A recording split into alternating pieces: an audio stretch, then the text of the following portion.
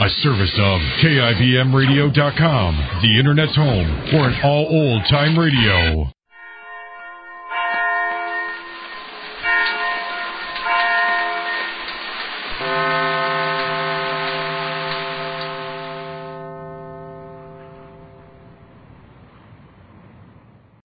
Good health to all from Rexall.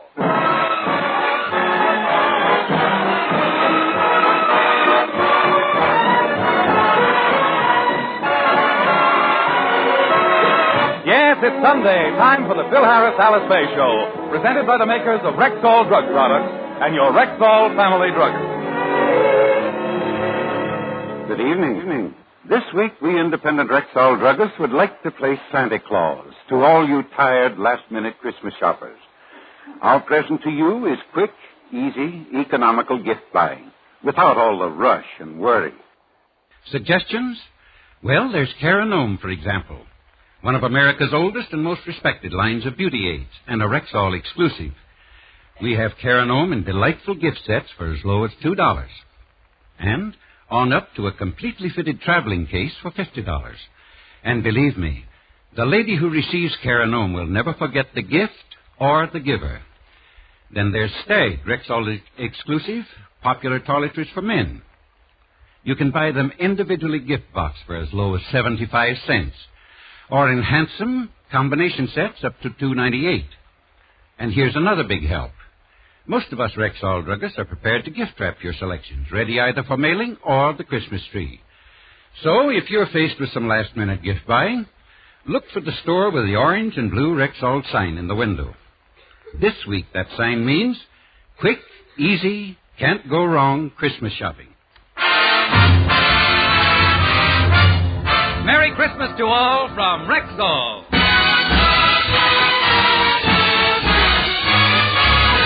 And now your Rexall family druggist brings you the Phil Harris-Alice Faye Show, written by Ray Singer and Dick Chevrolet, with Elliot Lewis, Walter Tetley, Robert North, Janine Roos, Ann Whitfield, Walter Sharp and his music, our special guest Jack Benny, and starring Alice Faye and Phil Harris.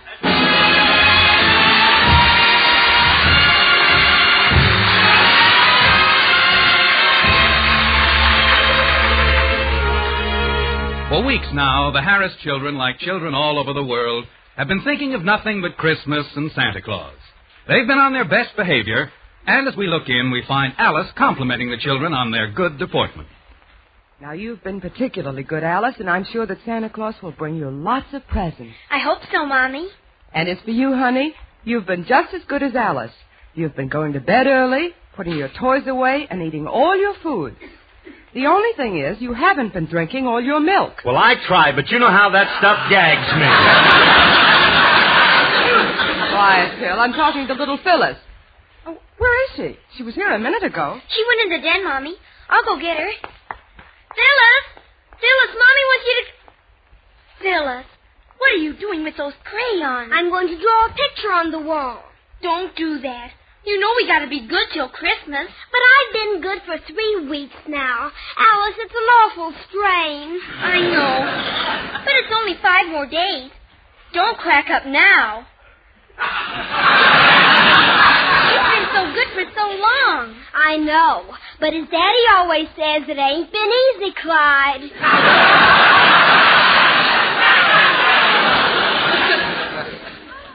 Alice, have you asked Mommy and Daddy about Santa Claus yet? No, but I will. Children, what's going on in here? Yeah, what have you two been doing? Mommy, Daddy, we want to ask a favor. We'd like to stay up and see Santa Claus when he brings the presents on Christmas Eve. Well, honey, Santa Claus has a lot of other stops to make, and he might get here very late. Oh, and he can't we, Daddy, please? Well, okay. Now, you kids continue to behave yourselves, and I promise that you'll see Santa on Christmas Eve. Now, run along and play. Go ahead. Oh, thanks, Daddy. Gee, I can hardly wait for Christmas Eve. Now, Phil, why did you promise the children that? Now, if they don't see Santa, they'll be very disappointed. They'll see him. And just to make sure, I'll dress up like Santa and come down the chimney. They won't be able to tell me from the real one. Daddy? Yes, dear? Don't you dress up and make believe you're Santa like last year. Boy, was that corny.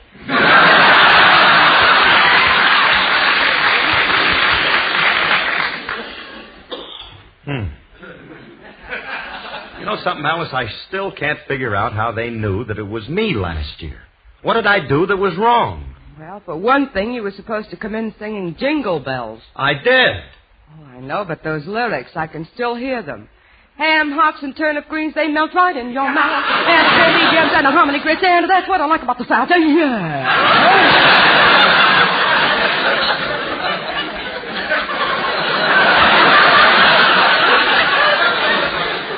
And what's wrong with those lyrics?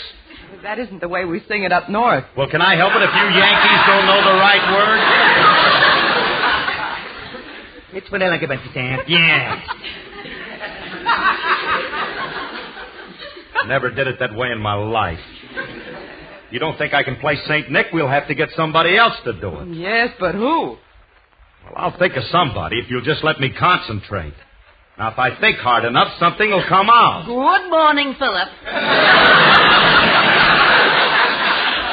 For this, I had to concentrate yet? Hello, Alice. I just dropped... Hey, Willie, wait a minute. Hmm? Willie, maybe you can help us. Look, we're trying to think of who we can get to play Santa Claus for the kids on Christmas Eve. Now, we want to get someone who looks and sounds like the real thing. I know just the man. Who? Me. I shall be glad to portray Christopher Kringle.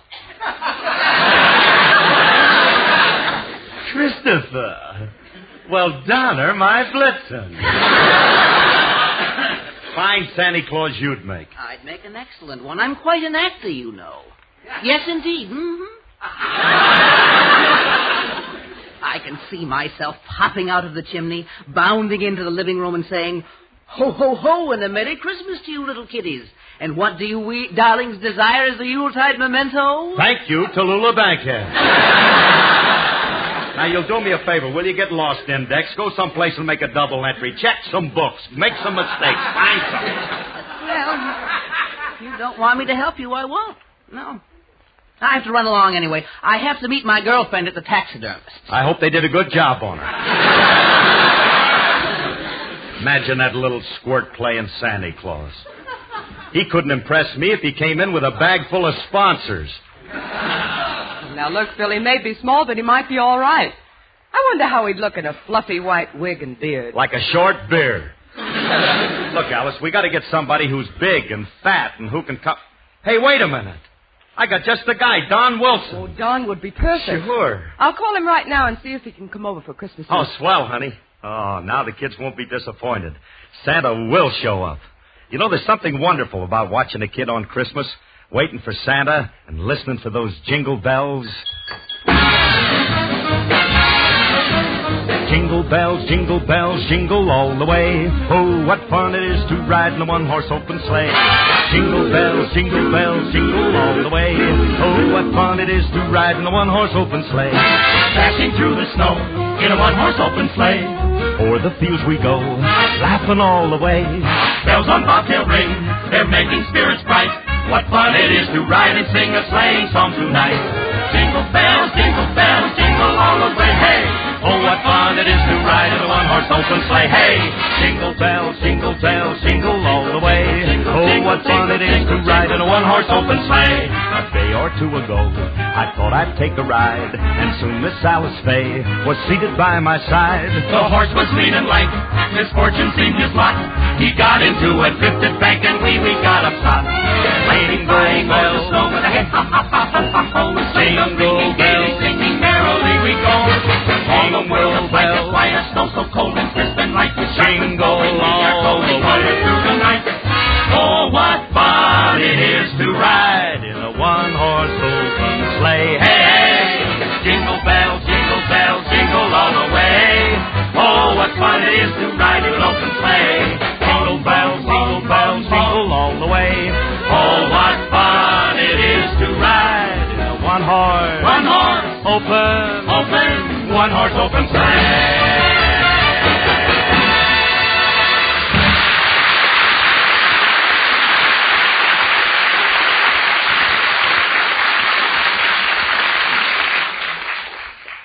Gee whiz, I hope Don can make it. He's going to be terrific as the Santa. Uh-oh, that must be Frankie. Hiya, Curly. Hiya, Frankie. Come on in. Yeah. Hey, look pretty good, Waldo. What do you got in all them packages? Christmas presents. Got some things for the kids and Alice. And here's something for you, Curly. For me? Oh. You got a present for little old curly-headed me? Yeah, I got you. Oh, Frankie.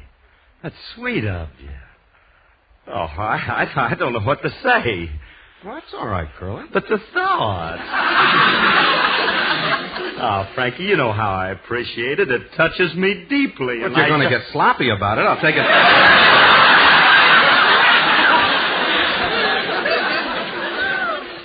Where's Alice? Oh, I meant to tell you, she's inside calling Don Wilson. See, the kids want to see Santa Claus on Christmas Eve, so we're asking Don to play it.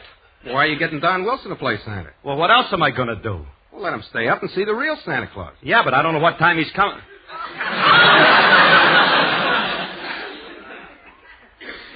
Can I have that again, Herman?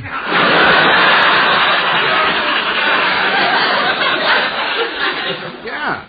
Why don't you let the kids see the real Santa Claus? You know, you better get some sleep, kid. So you're another one of those cynics, huh? Wise guy who don't believe. You do? Of course. Just because you've never seen him don't mean he's not there. You must realize, Curly, there are some things in life that are inexplicable. There exist certain psychic phenomena that are ethereal and beyond the comprehension of we mere mortals. Don't you agree? Oh, and indubitably.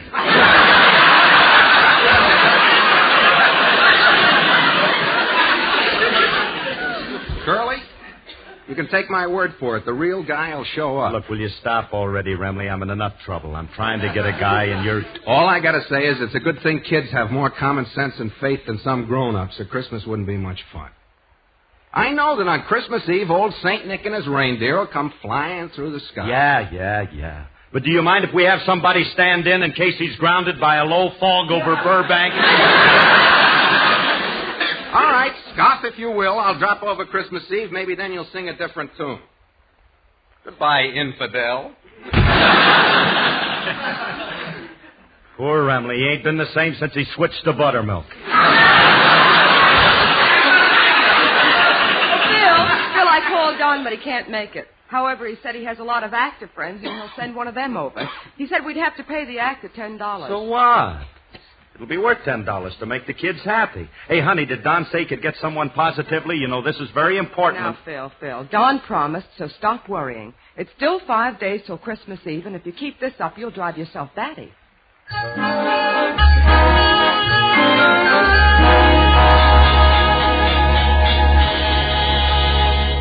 And for 5 days, Phil worried. Now, as we look in on the Harris home, it's Christmas Eve. Phil is downstairs trimming the tree and impatiently awaiting the arrival of Santa. Alice is upstairs, reassuring the children that he'll be there. But, Mommy, it's 10 o'clock already and Santa isn't here yet. Gee, Mommy, do you think maybe he isn't coming? Now, don't fret, girls. Of course he's coming. You better watch out. You better not cry. Better not pout. I'm telling you why. Santa Claus is coming to town. He's making a list and checking it twice. Gonna find out who's naughty and nice. Santa Claus is coming to town. He sees you when you're sleeping. He knows when you're awake. He knows if you've been bad or good, so be good for goodness sake. Oh, you better watch out. You better not cry. Better not pout. I'm telling you why. Santa Claus is coming to town. He'll be riding with his reindeer in a great big open sleigh, with a great big bag of presents, and to give them all away. He sees you when you're sleeping. He knows when you're awake. He knows if you've been bad or good, so be good for goodness sake. Oh, you better watch out. You better not cry. Better not pout. I'm telling you why. Santa Claus is coming to town.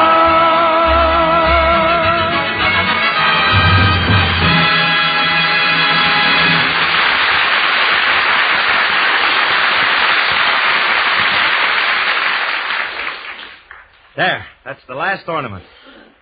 Hey, gee. Looks pretty good, too. Now, if Santa only shows up... Phil, I was just upstairs with the children. Oh, honey, the tree looks beautiful. Yeah, ain't it? Hey, Alice, how are the kids? Are they impatient? Oh, they'll be all right. Hello. Merry Christmas, everybody. Oh, Merry Christmas, Frankie. Oh, Merry Christmas. Hey, Frankie. Hmm? What do you got there? Milk and cookies for Santa Claus. I put them on the mantle for him every year. Milk and cookies? Yeah. I just put them here over the fireplace. Hey, where are the kids? Oh, they're upstairs waiting for Santa. Yeah, and I'm waiting for him, too. When's the guy going to show up? It's after 10 already. I'll be patient, Curly. He's got a long trip from the North Pole. Besides, his reindeer ain't as young as they used to be. Oh, keep quiet, will you? I'm paying the guy $10. You'd think he'd get here on time. This subterfuge is also unnecessary. Uh-oh, there it is. I bet that's Santa Claus now. I'll let him in. I'll go with you, honey. Okay. Well, Merry Christmas, Santa Claus.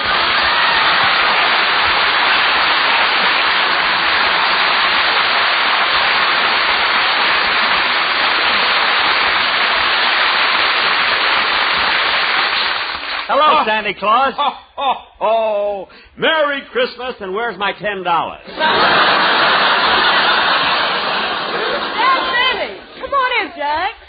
Hey, Jackson, what are you doing here? Well, Don Wilson happened to mention that you were in the market for Santa Claus and you were paying $10. So I thought that Jackson, since when do you have to go around playing Santa Claus for money? Phil, please, I'm not doing it just for the money. There are other reasons. I mean, I'm doing it because, there's, not to mention... Oh, I could go on naming reasons like that all...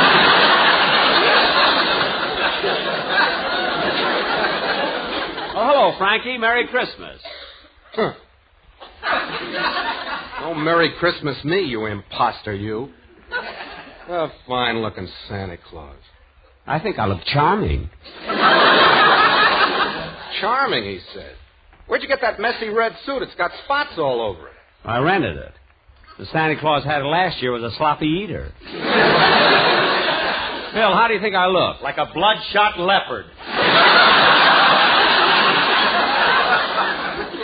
I think you look ridiculous. Get a load of that white beard. Where'd you rent that moth-eaten thing? Oh, that I didn't rent. I was playing gin rummy with Monty Woolley, and I won it. Of course, if you people don't like me as Santa Claus... Oh, pay no attention to these two, Jack. I think you make a wonderful Santa Claus, and you're worth what we're paying you. Phil, give Jack the $10. Okay. Here you are, Jackson. Thanks. Little Phyllis will get a kick out of it.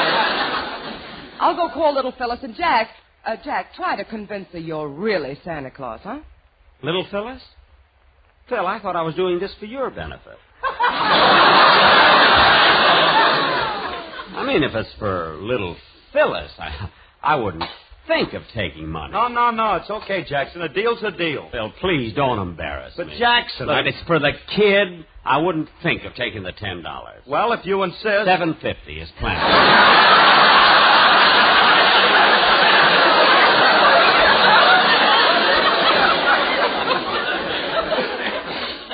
What kind of a heel do you think I am?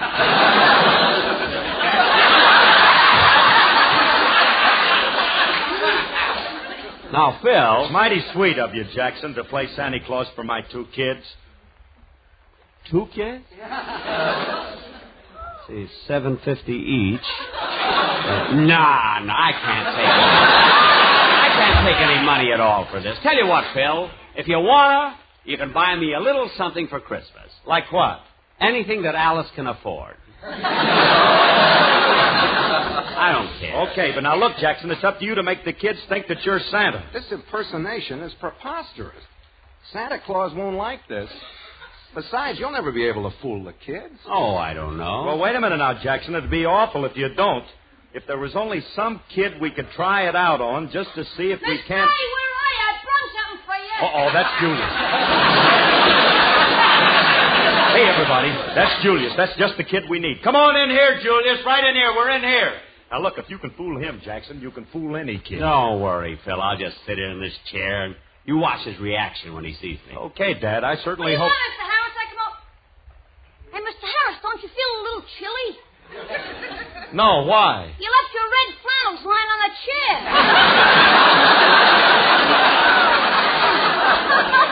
I'm not red flannels. Don't you recognize me, Sonny? You look familiar. Well, I'll give you a hint. I'm that jolly old man with the white beard. Well, if it ain't Gabby Hayes.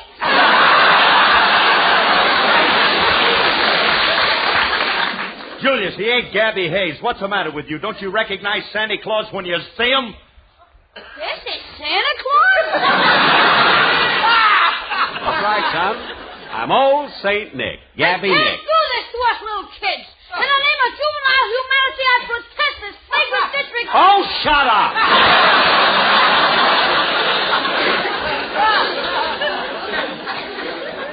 Now sit in my lap and tell me what you want for Christmas, or I'll break every bone in your precious little body. Gabby Hayes, Gabby Hayes. Get away from me, you imposter, you. You're nothing but a fake. I am not. Oh, no? What would I find if I lifted up that white wig? A brown one.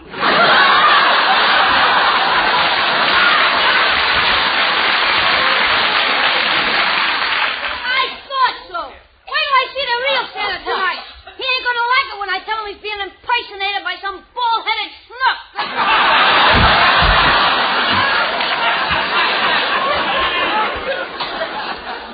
There goes a cute little child. He has all the charm of live bait. I told you can't fool kids. Oh, kids. You can't class him as a kid. He's a wise guy. Besides, he's older than my kids, and when the girls come down, they won't know the difference. Jackson looks old enough to be... Come on, children. He's right in here. Well, there he is. Gee, Santa Claus. Hello, Santa. Ho, ho, ho. Merry Christmas and hello again. This is Santa Claus talking. Come here, children, and tell me how you like old Santa. We like you fine, Santa. You're just like we pictured you. Yes, but, Santa, What is it, my child? you look awfully old. Ho, ho, ho. I am, little girl. After all, I'm Santa Claus, and I lived for hundreds and hundreds of years. How old are you? 39.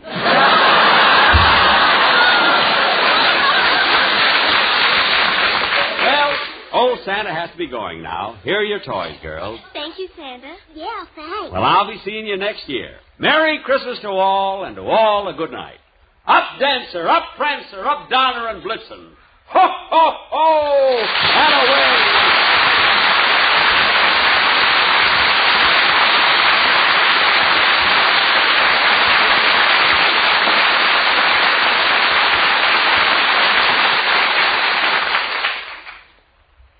The big ham. Well, children, what did you think of Santa Claus? I liked him, but I was a little disappointed. Why? I expected him to take out his violin and play Love and Blue.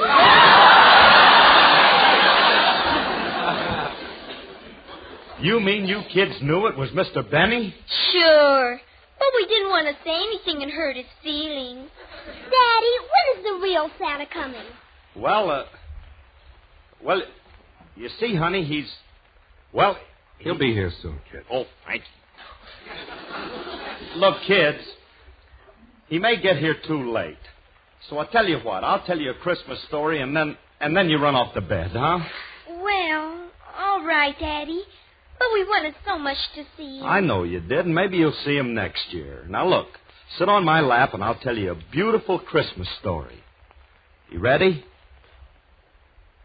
It was the night before Christmas, and all through the house, not a creature was stirring, not even a mouse. The stockings were hung by the chimney with care, in hopes that St. Nicholas soon would be there. I thought I heard sleigh bells. No. The children were nestled all snug in their beds, while visions of sugar plums danced through their heads. Alice, what are those bells? What's that? Shh. Quiet, Shirley.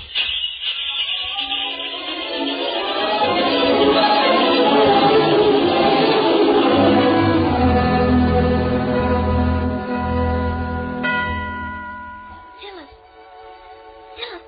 look in the fireplace. It's Santa But Merry Christmas, Santa. Frankie, who are you talking to? I don't see anybody. The kids do. Look at them. Gee, Santa, we knew you'd come. They couldn't fool us with any make-believe Santa Claus. We were waiting just for you. Oh, sure, we've been very good girls. Oh, what a lovely dollhouse. Thank you. And all these things are for me. Can I open them now? All right, Santa, we'll wait till morning. Thank you very much. And a Merry Christmas to you too, Santa. Of course, we'll tell them. Merry Christmas and goodbye, Santa Claus.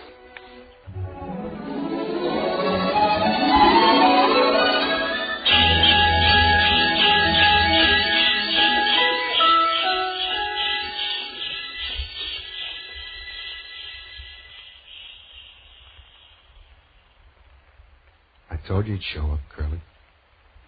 But Frankie, I don't get it. I heard it, but I didn't see him. Of course you didn't. He sure is a nice-looking old gent. Alice, did you see him? I'm not sure, Phil. I almost thought I saw him standing by the fireplace. But Alice, how could it be? If he was standing there by... Phil, what are you staring at? The mantel. Alice. The milk. And cookies. They're gone. The first Noel, the angels did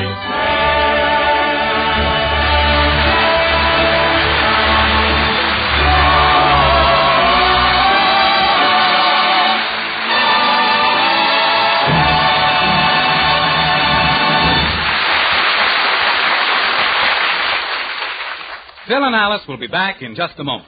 But now, here's your Rexall family druggist, speaking as another stand-in for Santa Claus. Yes, friends, there are 10,000 such stand-ins for Santa this week. 10,000 independent Rexall druggists who are ready, willing, and able to take the rush and worry out of your last-minute Christmas shopping. You see, we've seen to it that our stores are filled with beautiful, distinctive, sure-to-please gifts. For the home, for the children, for the entire family. Gifts it's a pleasure to choose, economical to buy. So look for the store with the orange and blue Rexall sign in the window. This week, it's headquarters for quick, easy, last-minute Christmas shopping. Merry Christmas to all from Rexall.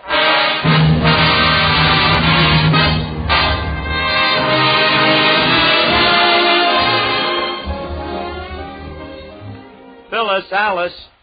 Look, children, Santa said something to you, and you said, yes, we'll tell him. What did he say?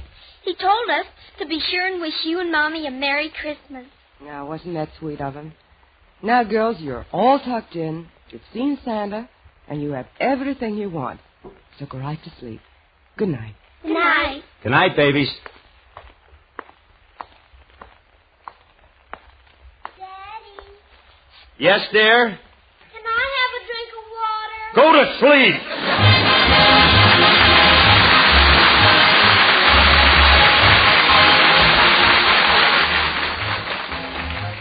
Ladies and gentlemen, this is Phil Harris. The Rexall Drug Company, Alice and I, and our entire cast want to thank you so much for listening to our show and wish you the best Christmas you've ever had. Merry Christmas, folks. And our grateful thanks to our pal, Jack Benny, for being with us. Thank you, Jackson. Good night, Christmas everybody. seals you buy once a year will help protect you from tuberculosis all the year. Use Christmas seals generously. This is Bill Foreman wishing good health to all from This is NBC, the National Broadcasting Company.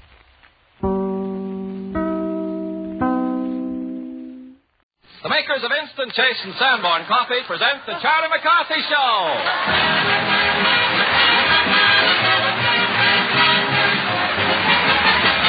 This is Ken Carpenter, ladies and gentlemen. Greetings. to you from Hollywood, California. On behalf of Edgar Bergen, Charlie McCarthy, Mortimer Stern, Don Amici, and Marcia Hunt, and the Bickersons by Phil Rapp, Ray Noble and his orchestra, and Pat Patrick as Ursel Twing. All your ideas about coffee will change instantly. It's so beautifully easy to get perfect coffee every time with the new Chase & Sanborn Instant Coffee product. An absent-minded professor can make coffee that tastes as if a chef had made it, and he can do it with one eye on the clock. Just put a little Instant Chase & Sanborn in the cup, add hot water, and stir. There's your Instant Chase & Sanborn success. Rich, full-bodied, heartwarming. And then with Instant Chase & Sanborn, there's no cleanup bother, no pot to wash, no grounds to get rid of. It's only about a penny a cup. Get a jar or two tomorrow. And here are Edgar Bergen and Charlie McCarthy.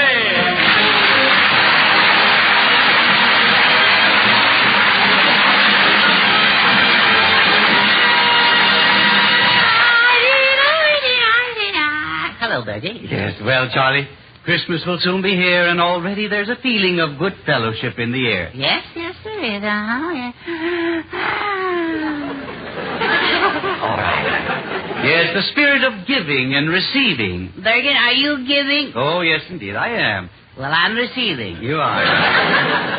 How about a raise? Oh, no. A raise? Yeah. I would like a green Christmas. Green, yes. Sort of a currency green. I see. But, Charlie, you know, Charlie, so often having more money means misery. It does, huh? Yes. Mm-hmm. Well, just put me down for a slice of more misery, will you? I tell you, Bergen, it's come to a point where it's either more dough or else. Or else? Yes, or else. Or else what? Or else you can hang a vacant sign on your knee. Oh, no. Do you mean that you're quitting? Yes, I'm on strike. On strike? Yeah. Well, now, going on strike so close to Christmas, huh? That seems very foolish. Well, I know.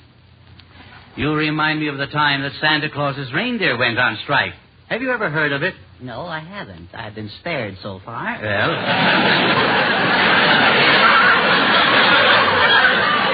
Till now. Yeah. It's the story of a disgruntled reindeer. Now, there's a long version and there's a short version. Which one would you like? The silent version. I won't get that one. No. I'll tell you the short one. It was the night before Christmas, and Santa Claus loaded his sled with toys and was ready to hitch up the reindeer. But the reindeer refused to go. So they called a strike meeting, and the reindeer presented their demands to Santa Claus. Oh, it was an awful sight.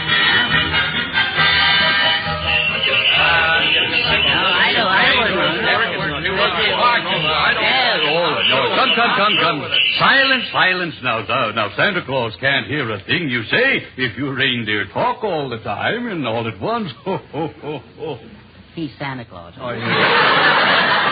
Now, tell me now, what are your complaints, reindeer? Yes, Blitzen, you have your hoof up. What is it? Well, I think we reindeer should have one night off a year. That's right. Yeah, I think so. All right. What night?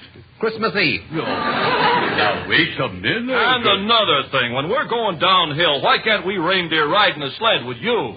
Yeah, and speaking of sleds, we demand fog lights on the sleigh. And for Los Angeles, smog lights.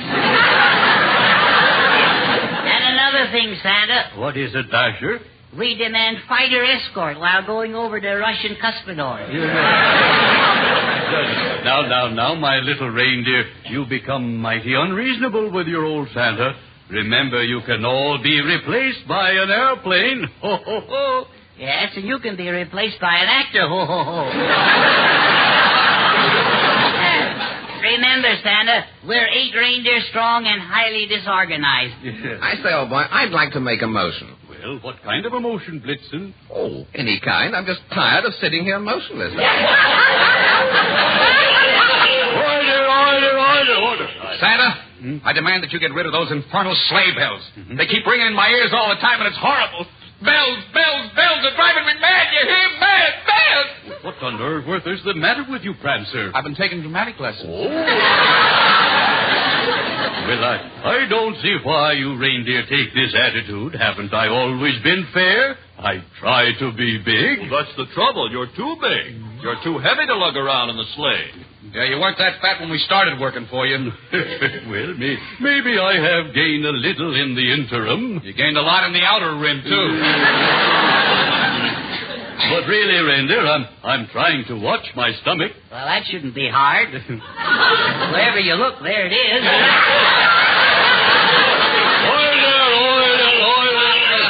I move that we take a strike vote. All those not in favor of working like horses say nay.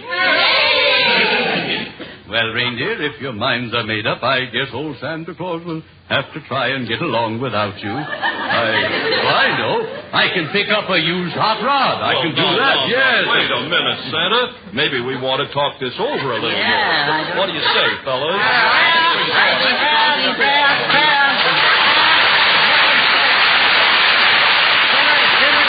Down and keep it quiet. Friends, I'm Ursel Twing, and I'm looking for Mr. S. Claus. And I think he's a well-known philanthropist. Yes. I'm Santa Claus, and what brings you here? Well, do you mind if I step inside? Oh, surely, come in. Yes, it's so cold, and I'm just so aggravated. I'm fit to be tied, and I don't mean Yuletide either. Did you have a cold trip coming up here? Oh, heavens to Elizabeth. I was up to my gizzard in Blizzard, and I came 50 miles by dog sled, too. And the last 10 by just plain dogs, and they're just killing me something awful. I'll tell you, friends, I walked until I'm just one big pain. Impression you give me. Very smart. One more little remark out of you, young reindeer, and I'll twist your little antlers. Well, what brings you here, Mr. Twing? Well, I'm here. You are? Yeah. I'm here, and I want to take pictures of all you reindeer for our ladies' magazine called Good Housebroken. Oh, goody. At last we're getting publicity. Yeah. Sure. Like it. We're going to have our pictures taken, aren't we? Yeah. Be sure and photograph my best side, won't you? Oh, don't you want your face in the picture? Now, let's see.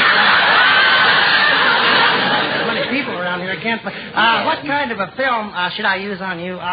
Let's see. I think you have a panchromatic, Pam. Nah, that's good. Well, is your film very sensitive? No, but I am. And you better be careful what you say to me, too. Well, tell me, what kind of shutter do you use? Well, I don't use a shutter at all. You see, I use a Venetian blind. Oh, that's because nice. in the morning the sun comes right... Oh, you mean my camera? Oh, come on. Now, take our pictures. You see, Santa, somebody thinks we're important. Look at all the publicity they're going to give us. Yeah, and without any help from you, Santa. Now, just a moment, Dasher. It was Santa Claus who asked me to come up here and take your pictures. Did you, Santa, really? Well, why not? I got to think of my partners, don't I? Good old Santa. Well, fellas, it looks like Santa rides again, doesn't it? Now, just a moment, Santa Claus. Would you mind dropping off a gift to Jane Russell? Jane Russell? Why, gladly. What do you want me to bring her? Me. Goodbye. I guess we're off. All right, Thunder, Blitz, and Prancer, let's go. Better watch out, better not cry, better not pout, I'm telling you why. Santa Claus is coming to town. He's making a list and taking it twice. Gonna find out who's naughty and nice. Santa Claus is coming to town.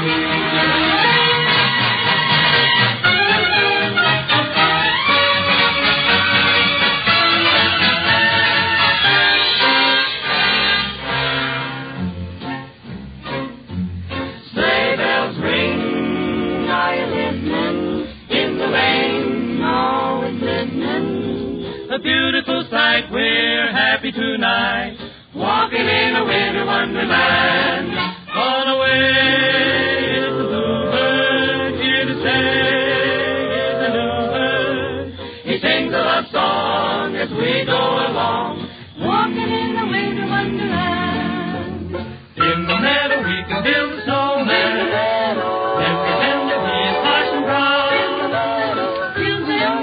We'll say no, man, but you can do the job when you're in town. Later on, we'll conspire as we dream by the fire. Who'll face unafraid the plans that we made, walking in a winter wonderland. Santa Claus coming. Santa Claus coming. Santa Claus coming, Santa Claus coming, Santa Claus coming to town. He sees you when you're sleeping, he knows when you're awake. He knows that you've been better good, so be good for goodness sake. Oh, you better watch out, you better not cry, you better not cry. I'm telling you why. Santa Claus, Santa Claus, Santa Claus, Santa Claus, Santa Claus, Santa Claus, Santa Claus coming. Santa Claus is coming to town.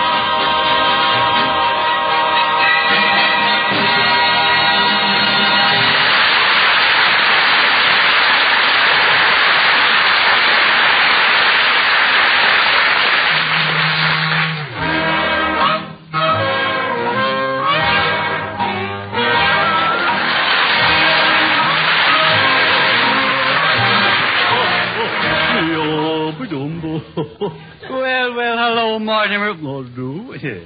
Season's greetings. Well, thanks. A lot of seasoning to you, too. Yeah. You seem to be in good spirits. Yeah, well, I guess you heard about me, haven't you? No. Why, no, what happened? I'm getting married. Oh, yeah. Mortimer getting married? Yeah. My. Well, this is interesting. Yeah. Who are you marrying? Oh, one of them female girls. Of the opposite sex. Of the opposite sex. I just can't believe it, Mortimer. Yeah, it's true. Mortimer getting married. Yeah.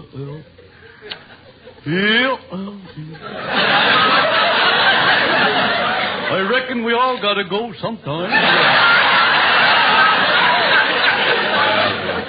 What does this girlfriend of yours, what does she look like? Oh, she's kind of rounded, sort of bulgy, sort of girl-shaped. Well, how did you meet her, Mortimer? Well, it was at a party, and I was just standing there under a chandelier when all of a sudden the girl came over and flung her arms around me. She threw her arms around you? Well, I see. I guess she had a crunch on me. Yeah, Well, now, you know that's not so impossible. I think you have a certain rustic charm. Well, must have something. Maybe she likes the way you wear your clothes. Yeah, might be. I was wearing my new pushover sweater.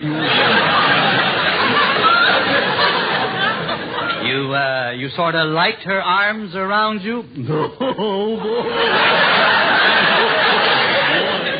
When I left a whiff of that bay rum she was wearing, I was a goner. Yeah, I see. You wafted a whiff. Yeah, I see. You mean she had perfume? And you know what she did? What did she do? She kissed me. No. Well, and what did you do after she kissed you? I got down off the chandelier. I've been so excited since the time I got my tongue froze to the pump handle. So that's how the romance started. Yeah. When did you propose to her? I say, when did you propose to her? Well, I proposed to her. You haven't? No. Well, aren't you engaged? Well, no. You're not? No.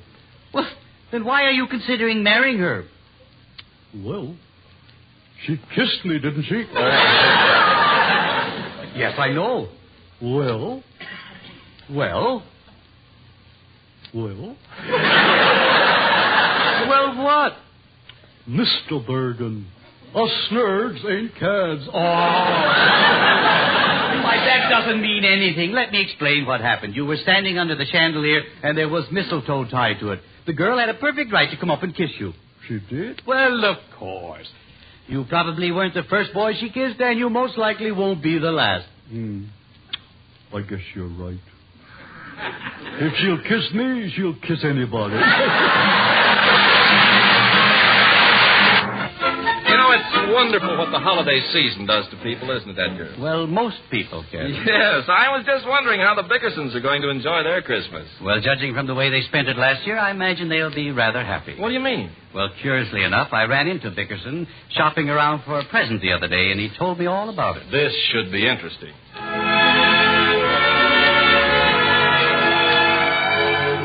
It was last Christmas Eve. Blanche Bickerson was busy wrapping presents in the bedroom. while her husband, John, exhausted from the pre-holiday activity, put the finishing touches to the tree standing proudly in the kitchen, the only other room in the Bickerson's small apartment. John! Will you bring the scissors, please? John! What's he doing in there?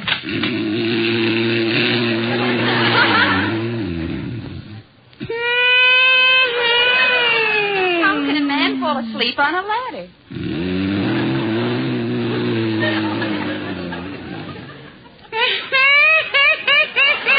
I better get him off of there. John!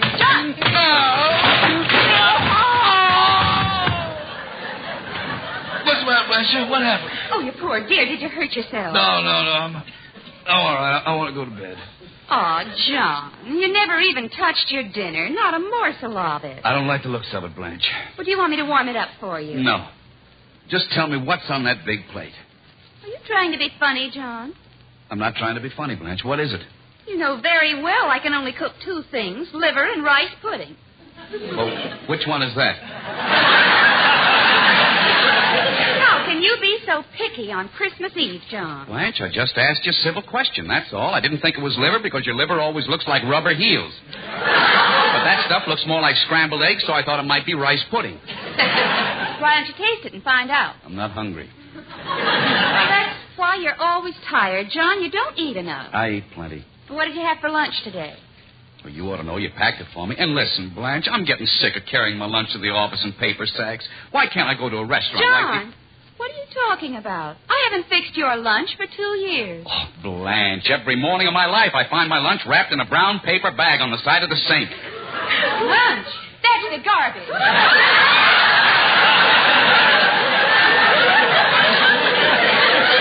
night, Blanche. Aren't you going to finish the tree? I can do it in the morning. Well, don't be so crabby, John. We're not going to fight on Christmas Eve, no matter what happens. Now, remember, you promised. Okay. I'm not even going to get mad because you didn't send me a Christmas card. I did send you a Christmas card. It isn't necessary to make excuses or alibis, John. I'm going to forget it entirely. I don't have to make excuses. I did send you a Christmas card. I mailed it 5 days ago. Well, I hope you don't forget to send me one next year either. Oh, what's the use? All right, so I didn't send you a card. That's all. Why didn't you admit it before? There was nothing to admit. I just said I didn't send it to end the argument, but I really sent it. What did it say on it? It said, Merry Christmas to my love. That could be anybody. Well, let me finish. It said, Merry Christmas to my love, my wife, my life, my turtle dove. Life with you is great it seems. I love you more than pork and beans. You're only adding insult to injury, John. Well, how do I know what it said? I can't remember what... What's that laying on top of the newspaper? There it is. There's my card. So it is. See? You didn't need to get excited after all. Thank you, darling. It's a lovely card. Wear it in good health. Well, let's open the presents and then go to sleep. Oh, all right. Gee, we haven't got very many this year, have we? Who's this from? Oh, that's from Leo Gooseby. It's amazing how you went to the one shaped like a bottle. Oh, is that what it is? Hope it's good stuff. Wow, it's not bad at all. John, that's shampoo. Shampoo? That chisel. 2-bit Leo, and to think I threw out 39 cents on a tie for him. What have you got there? It's another present for you, from your boss. No kidding. Let me have that. Gee, it's a big one, isn't it? What is it, John? A 5-gallon can of lighter fluid. That's fine. That's just what I need. Never heard of such presents. Here's one from Edith Gordon. I bet that's a dilly. Oh, Edith always sends something nice. Not expensive, but it usually comes in handy. Well, look at that. What is it? It's a polo score pad. Isn't that nice? That'll sure come in handy, won't it? Honest, Blanche, you've got the weirdest collection of friends. Is there anything else? Well, just our presents to each other. Oh, why don't you look at what I got you first? Then you can show me what you got for me. Close your eyes. I'll unveil it. Well, all right. I hope you didn't spend too much, dear. I don't really want anything. Open your eyes. Blanche. Oh, Blanche, darling, it's beautiful. It's a dream. A portable bar with a brass rail. Don't you think a kiss is in order, John? A million kisses. Well, stop kissing the bar. I meant a kiss for me. I'm sorry, darling. It's just too good to be true. Oh, you're wonderful. Blanche, that must have cost a fortune. John, don't get angry, but I sold my fur coat. You sold your fur coat? I wanted you to have the bar, and I didn't have the money. You sold your coat? That beautiful fur coat that you bought yourself for my birthday? That gorgeous bald mink? I got $70 for it. The bar cost $85. Oh, Blanche, you never should have sold that bald mink. It doesn't matter. I have a cloth coat, and I never get cold. But you don't understand. Open the present I got for you. I can't wait, John. Oh, a muff. A fur muff. Genuine plucked skunk.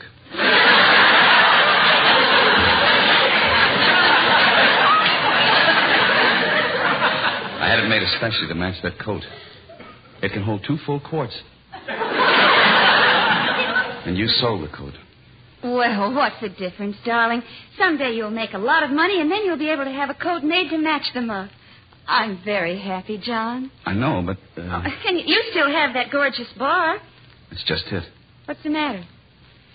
I sold all my bourbon to pay for the muff. It's great, isn't it? What a break for both of us. I think it's wonderful, John. What do you mean, Blanche? I've never been so happy in my life. We both made a sacrifice, and that's worth more than all the gold and precious jewels in the world. Just to know that you gave up a prized possession is proof enough that you love me. I've always loved you, Blanche. I may holler and rant and act like a first-class crumb sometimes. But you never doubted that I loved you, did you? No, John. It's been 7 years, honey. Most of it uphill. I haven't showered you with diamonds or bought any yachts, but I try not to deny you anything. I suppose you have your little faults. What woman hasn't? Or what man either, for that matter. We're both pretty sensitive people. Maybe that's why we beef so much. Still, I don't think we're any worse than any other married couple.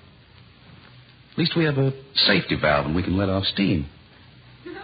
Some of the others carry it inside until the break comes. Now, Blanche, I like it this way. And I love you more than anything on earth. John. Hey, now cut that out. I'll prove how much I love you. Where's that liver or rice pudding or whatever it is you made? It's liver. Well, I'll eat every bit of it if it kills me. Let's go. Oh, Merry Christmas, darling. Merry Christmas.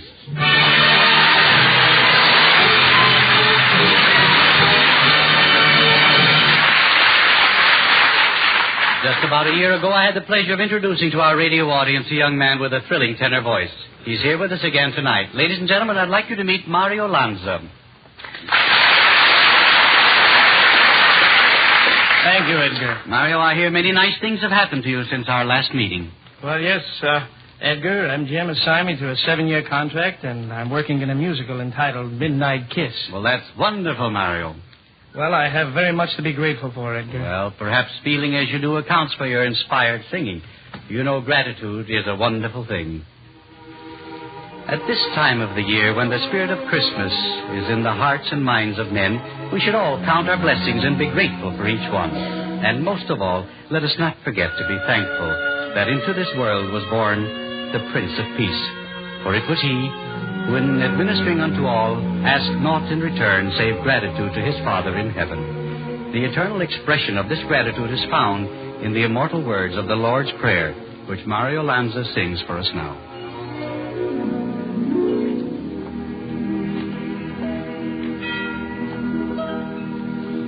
Our Father,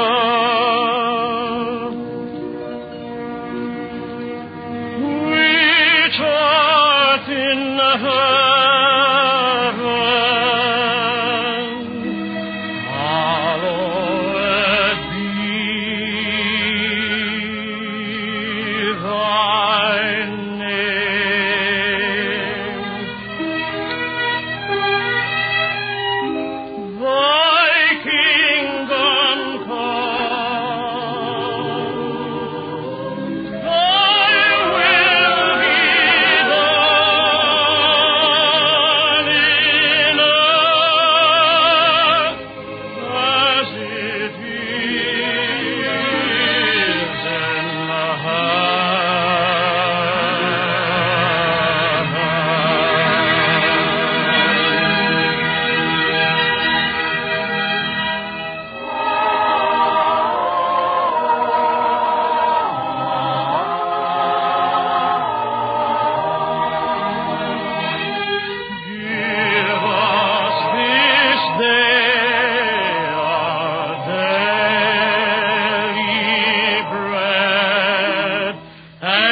forgive us our debts as we forgive our debtors.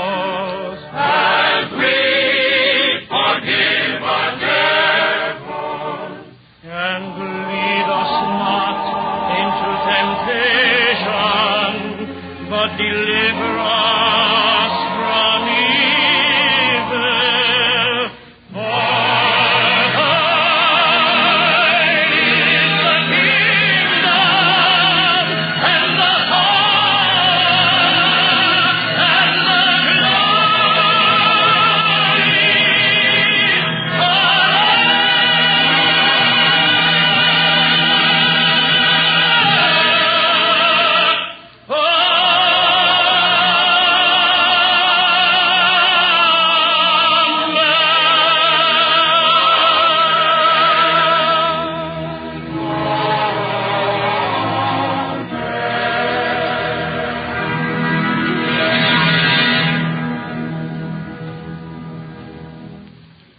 Thank you, Mario Lanza.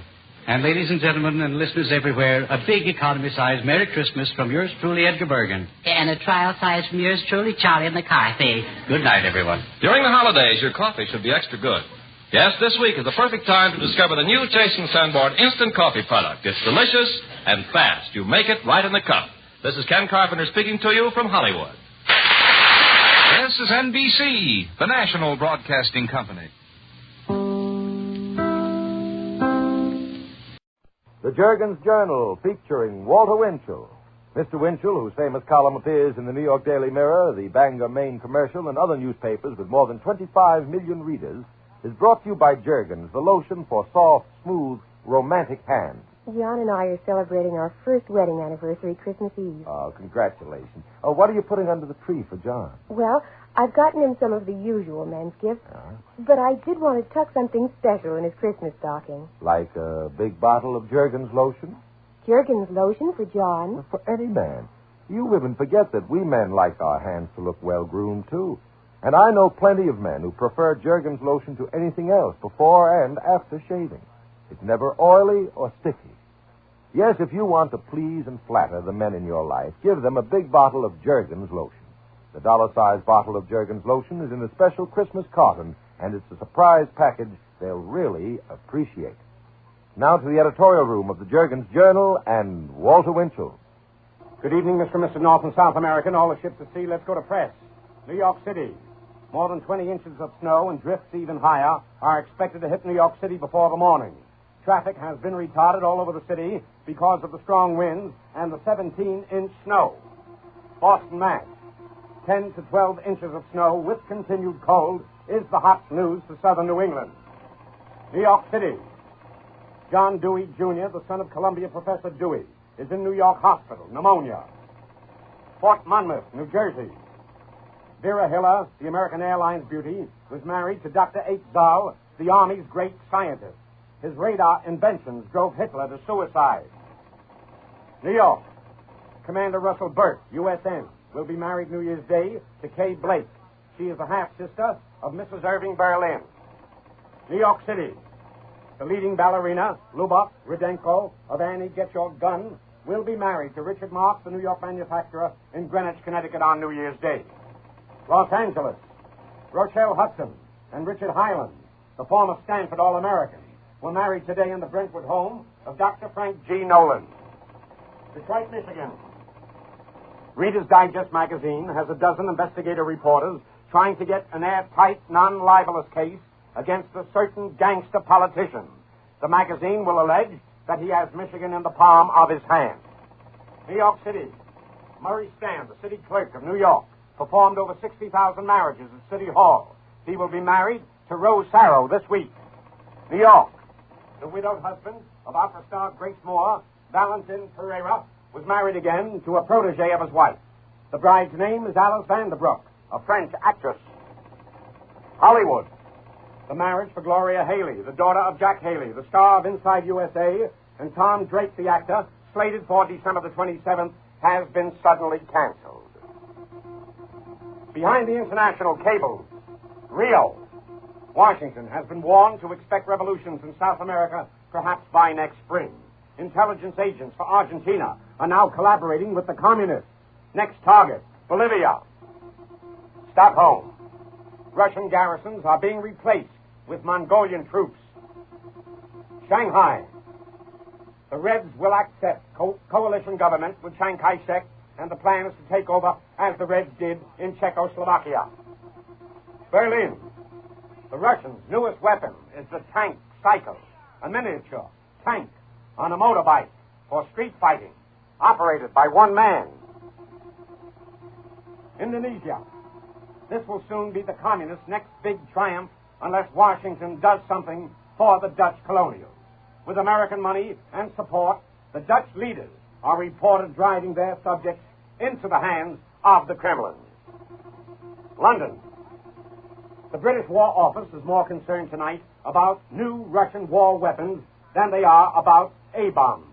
The British hear, by rumor, that Nazi scientists in Moscow have perfected a V-2 guided missile, which allegedly can be dropped on your front lawn if they know your address. The Washington Ticker. In the New York Mirror's Thursday night editions, dated Friday, I first revealed that the FBI had traced the mysterious typewriter in the spy case. The Department of Justice intends to press for the indictment of Whittaker Chambers, regardless of his belated cooperation with the government.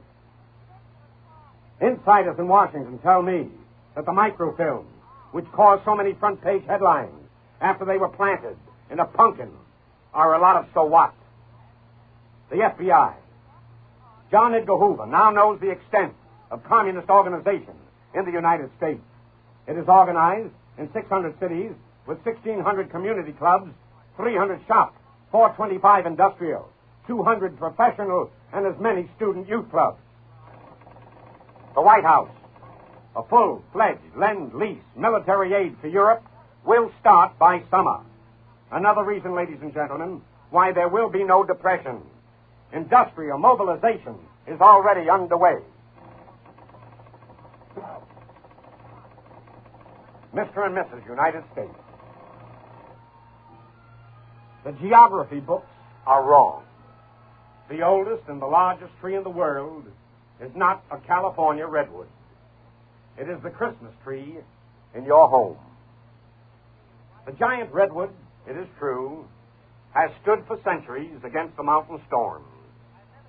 But your Christmas tree has braved 2,000 years of the rages of men and the tornadoes of war. The redwood is only 300 feet high, but your Christmas tree reaches to the sky itself.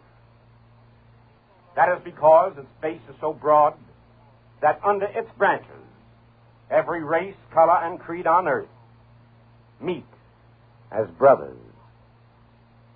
The wise men who followed the Christmas star saw far greater heavens than will ever be seen by the astronomer's telescope. Science has been able to measure the outward darkness, but it will never be able to explain the Christmas tree. Because for 2,000 years, the lights on your tree have been lit by a mysterious current which comes from somewhere inside your heart.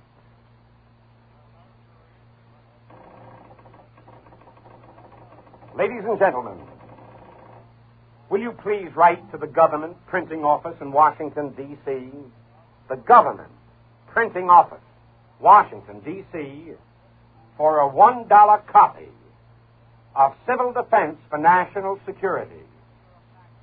Civil Defense for National Security. This is the very highfalutin name for the Hopley Report, which I have been warning you about. Secretary Parsel's office writes to people that what Winchell said on the radio is not true. The cowards. Read it, please, ladies and gentlemen, and see for yourselves. See what they are doing to your liberty. A reporter's report to the people. Washington. These facts come from government experts to assure all of you that there cannot again be a depression such as we had in the 1930s, or see men and women, Americans, selling apples on street corners again. Because both parties, Republicans and Democrats, have pledged the United States Treasury against that. Government leaders assure you that our crops are the largest in history, and so is the national income. So are the employment rolls, more people working than ever. And although Wall Street won't admit this, profits are double what they were at the peak of the war. At that time, the peak of the war, profits were only $10 billion. In 1948, Mr. and Mrs. America, profits will be between $21 and $22 billion. Depression my foot. New York City. The report stated this week that Christmas sales are a way off, which some folks fear means bad times ahead. Ladies and gentlemen, this is groundless. Christmas sales are not as far down as 1948 buying is up. Government experts tell me that 1949 will break all records for all prosperity if the stores all over the nation would be satisfied with some profit instead of stupendous profit. In short, if prices were cut to fit inside your pay envelope, you'd spend it all. Miami Beach. Ladies and gentlemen, next Sunday night at the Roney Plaza Hotel here, another wonderful show will be presented for the Damon Runyon Cancer Fund. Thanks to the proprietor, J. Meyer Shine, the manager, Neil Lang, the Miami Beach Junior Chamber of Commerce, and all the remarkable actors and other people who will serve us. Regardless of the proceeds, the Runyon Committee will allocate $50,000 to the University of Florida. And now, Ben Grau for Jergens Lotion. I'll be back with some tips of the papers and another great clue to the mystery melody. Oh, dear. Billy wants to give his teacher a present this Christmas, and Jim wants me to shop for the girls in his office. I hate the thought of battling the Christmas rush. Well, you really don't have to, you know. You'll save time and money if you go to your nearest cosmetic counter and buy some of those wonderful Jergens gift sets called Loveliness for You. Jergens gift sets? Mm-hmm. Oh, yes, they'd be just the thing, but they're probably way over my budget. I don't think so. The whole gift set costs only $1.19. Only $1.19? That's right. And in the lovely box is a bottle of Jergens Morning Glory cologne, a box of Jergens face powder, a jar of Jergens face cream containing Vitone, and Jergens hand lotion for soft, smooth, feminine hands. You can buy it at any cosmetic counter, but hurry, Christmas will be here soon. And now back to the editorial room of the Jergens Journal and Walter Winchell. And now to beat the hand around the clock. International News Service. January 10th is the date for a mass meeting of the communist leaders in Washington, D.C. Behind closed doors, of course. The real purpose, however, will be to protest the trial of the 12 leading commie chiefs in the United States. To the New York Mirror. The Tournament of Champions, that's the big opposition to the 20th Century Fight Club in New York, will produce major prize fights for television only. Next month, they will name their new head man, Jack Dempsey, the one and only champ. That is, after Joe Louis, of course. Los Angeles Herald Express. David Rose, the composer of Holiday for Strings and other song hits, will marry Betty Bigelow, December 28th, Las Vegas. Miami Herald Sports page. Last Sunday night's tip that there may be a Pro Football World Series was confirmed in part by the New York Times and the New York Daily News. To the Philadelphia Inquirer, the Philadelphia Record's principal backer will be A.M. Greenfield, the real estate man, a Democrat. 250 shares will be sold at $10,000 a share. All the newspaper people in Philadelphia, on the Record that is, who went on strike before the Record went out of business, will be invited back to their old jobs. New York Post. The denial this week by Mayor of New York O'Dwyer and Sloane Simpson, a divorcee, is very interesting, that they hardly know each other. The fact is, His Honor and Miss Simpson are closer than Christmas. Probably no marriage, however, because of religious reasons. To the Indianapolis Star, Pearl H. Mallett of Indianapolis, who died recently, left the Damon Runyon Fund $20,000 in her will. The Runyon Committee wishes to return the compliment by sending it right back to the University of Indiana. Here is the $23,200 prize clue for the Stop the Music mystery song. As I told you, ladies and gentlemen, last Sunday night, it is a famous spiritual and a jubilee. It is based on a parable to be found in the book of Matthew. Read Matthew, chapter 25, and you'll find the correct title. I hope you win, and a very Merry Christmas. And that, ladies and gentlemen, winds up another Jergens Journal until next Sunday night at the very same time. Until then, and with lotions of love, I remain your New York correspondent, Walter Winchell, who can remember all the way back when Time magazine, which knowingly employed ex-communists as senior editors, was famous for its red cover instead of its red face. Good night. Say, there aren't many days left till Christmas. Have you checked your list? Have you remembered everyone? Well, now, don't get panicky. Here's a gift anyone, man or woman, will love. Jergens lotion. It's really one of the nicest gifts you could give these special people on your list. Any woman knows today's finer Jergens lotion protects her hands so much longer, keeps them softer and smoother. And the men enjoy using Jergens lotion before and after shaving. A great many of them learn to use Jergens while in the service, and they say it makes for a quick, comfortable shave. The dollar-sized bottle of Jergens lotion is in a special Christmas gift box, all ready to put under the tree. Get some small bottles of Jergens lotion for stocking stuffers, too. You know, Jergens lotion costs only 10 cents to $1 plus tax. Next week, another final edition of the Jergens Journal with Walter Winchell. And now be sure to remain tuned for the Weller Parsons 15-minute program featuring as guest Bing Crosby, which follows immediately. This is Ben Grauer speaking.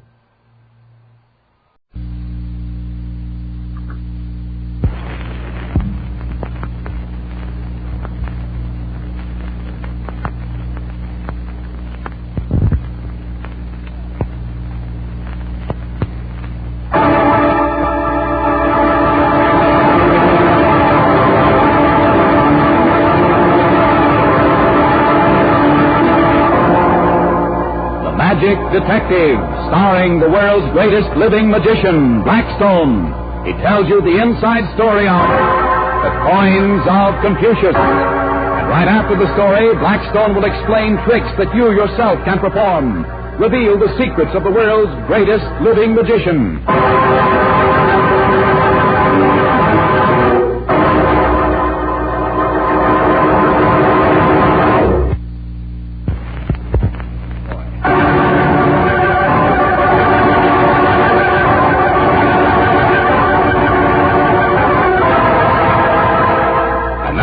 Stand by for Blackstone, the Magic Detective.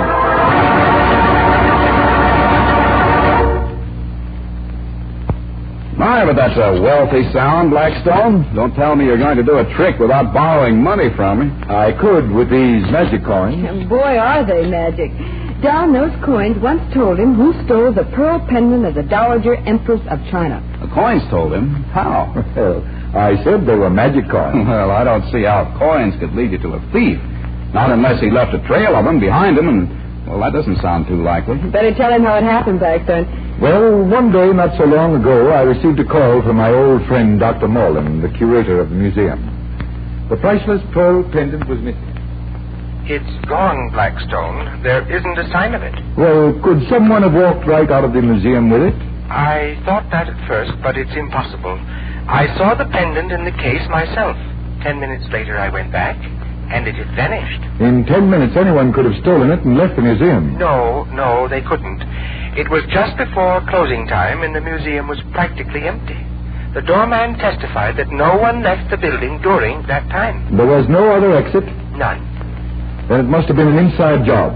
That's the only explanation. That's what I'm afraid of. Could you come over and see what you could find out? Be over right away. Goodbye, Mullen. Get your hat and coat, Rhoda. We're going to the museum. What's up? Has something gone wrong over there, or is this a sightseeing trip? Something's gone wrong. Plenty wrong. Come on.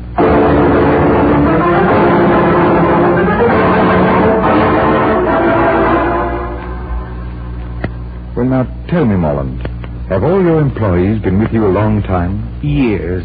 Has anything ever been missing before? Nothing. Not once in the 20 years that I've been here. There's no one you suspect? Well, there is a man named Glidden. Yes? I haven't anything against him, you understand. I just don't cotton to him, that's all. What does he do? He's a guard. Oh. Does he guard the room where the pendant was kept? No, he doesn't. He's a relief guard. Takes over any room in the museum when a guard is sick or during a lunch hour. Sort of a roving ambassador, is that it? Well, I suppose you might call it that. He would have access to all the rooms, then. That's right. But I don't want you to think that I have any reason for suspecting Glidden. I haven't. It's purely a personal thing. He and I don't click. Had any run-ins with him? A few.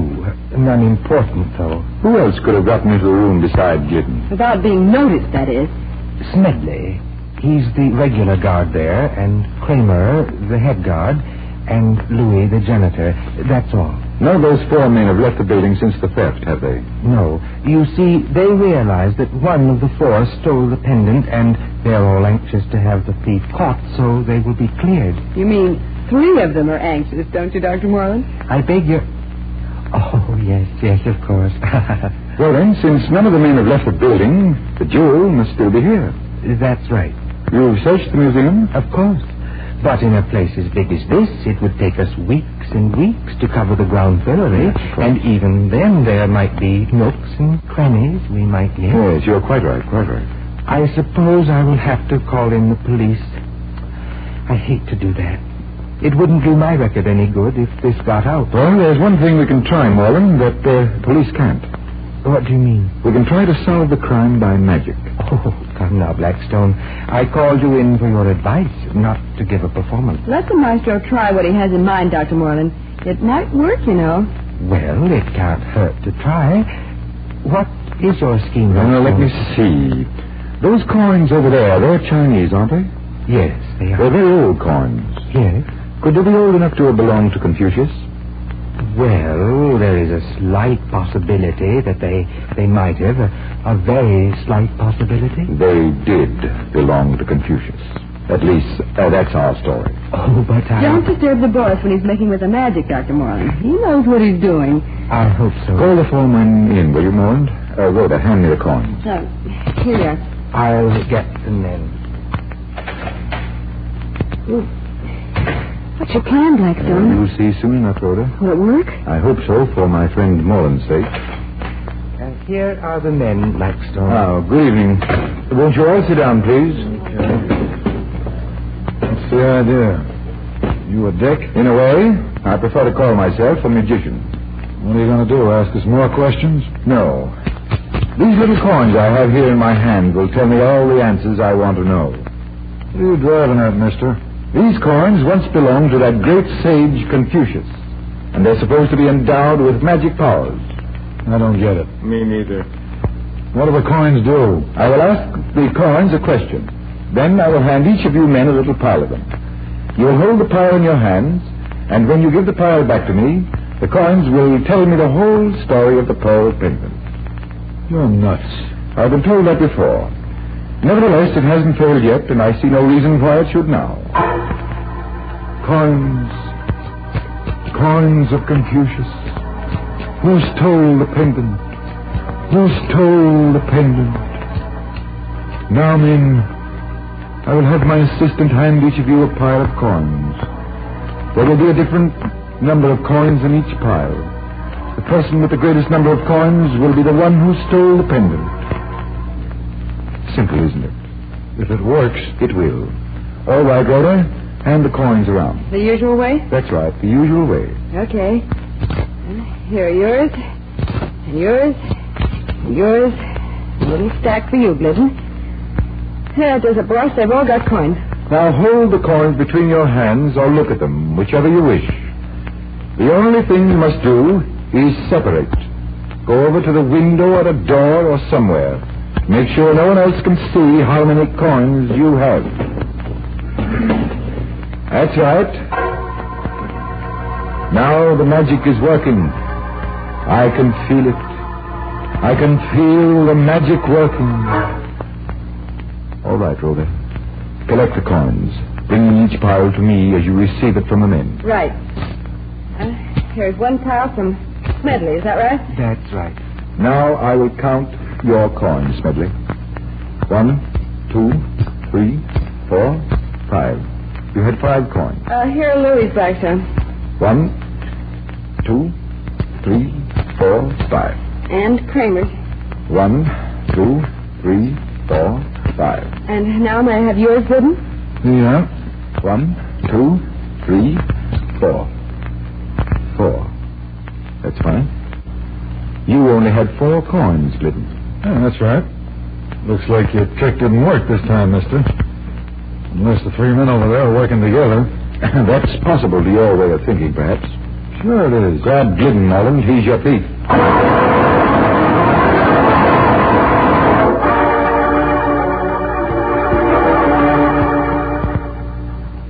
Well, I don't get it. Oh, it was simple. Well, that's what you always say. Come on, tell me. Well, there were exactly the same number of coins in each pile. Glidden didn't know that, of course, so not taking any chances, he palmed one of his coins. That's all there was to it. Well, it is simple. Now you explain it. How about explaining another trick to us, Blackstone? Have you got one? Yes, Don, a coin trick. I have some coins in each hand. Do you hear them? Who couldn't, the way you're jingling them? Well, just for that, Rhoda, I'll work the trick on you.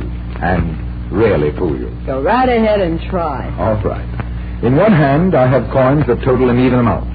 And in the other? The coins in the other hand total an odd amount. And which am I to pick, the odd or the even? Either, Rhoda, only you won't pick it. You mean, if I say odd, I can't pick the hand with odd number coins? Odd or even, left hand or right, you're sure to miss. Whichever you choose. Oh, I'll have to see that. I'll take odd. But you're going to get the even. I'll pick odd, and I'll pick the right hand. Sure you don't want the left? Suppose I do take the left. Here it is. Take it. You can't fool me that easy. I'll still take the right. Is that final? I'll say the odd coins are in the right hand. Sorry, Rhoda. You get the even. Look, just count this money for yourself. 10, 15, 20. 20 cents. Yes? Yeah, that's even. You were right. Hey, but wait. What is it, Rhoda? Maybe the coins in the other hand are even, too. Want to add them up? Yeah. There they are. 10, 20, 30, 35. That's an odd number. So you see, Rhoda, you had a free choice of odd or even, yet you couldn't pick the one you wanted. Well, maybe you were just lucky, or I was just unlucky. No, that isn't it. This is one trick that will always work. If you can't figure it out, I'll try it on Don and prove it. Well, let me think for a minute. All right, Rhoda. Go ahead.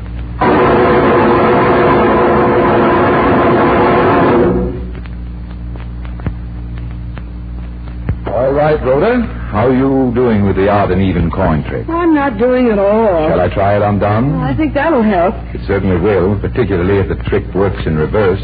Well, what do you mean, works in reverse? Well, just watch and maybe you'll see. You have an even amount of coins in one hand. And an odd amount in the other? That's right. Now, Don, which do you want? Odd or even? Well, I'll take even. But you're going to get odd no matter which hand you pick. Give me the left hand. Too bad, Don. You get the odd. Here, count the coins in my left hand. There's only 3 of them. Dime and 2 nickels. Yes, there's only 3 coins. And here in my other hand are 4 coins. An even number. 3 dimes and a nickel. 4 coins. You're right, Blackstone. Those coins are even. Say. What's that, Rhoda? Rhoda has just caught on. But I haven't. How did you do it, Blackstone? Well, I'll explain it. In one hand, I have a dime and 2 nickels. Those 3 coins are an odd number. 3. But they add up to an even amount of money, 20 cents. And in my other hand, I have 3 dimes and a nickel, an even number of coins, 4 coins. But those 4 coins add up to an odd amount, 35 cents. Say, no matter which I wanted, odd or even. You were sure to get the other done, just like I did. That's why the trick is sure to work. Odd or even, it doesn't matter. I can make either bunch of coins come out either way. I hope you like that trick, ladies and gentlemen. And until next time, this is Blackstone saying good magic and goodbye.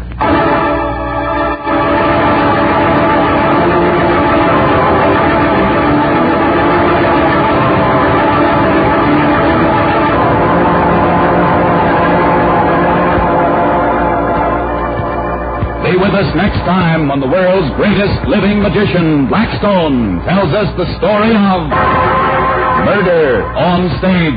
It explains more tricks that you yourself can perform. Listen in again to Blackstone, the world's greatest living magician.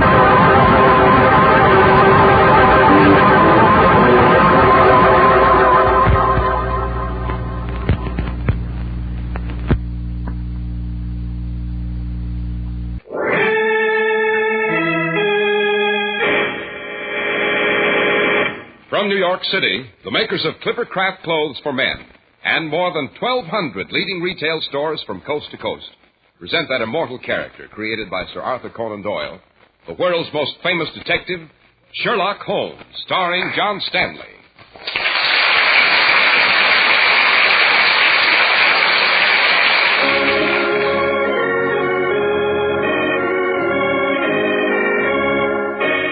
This week's story, The Adventure of the Speckled Band.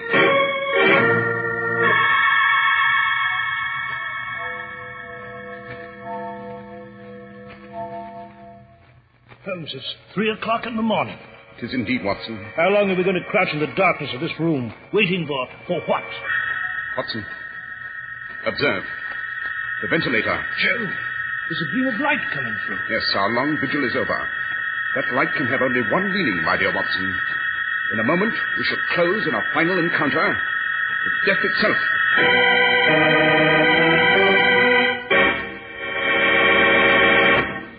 We're at the door of Dr. John Watson's study, and we're about to hear another of his adventures with the fabulous Sherlock Holmes. Well, good evening, Mr. Harris. Good evening, Dr. Watson.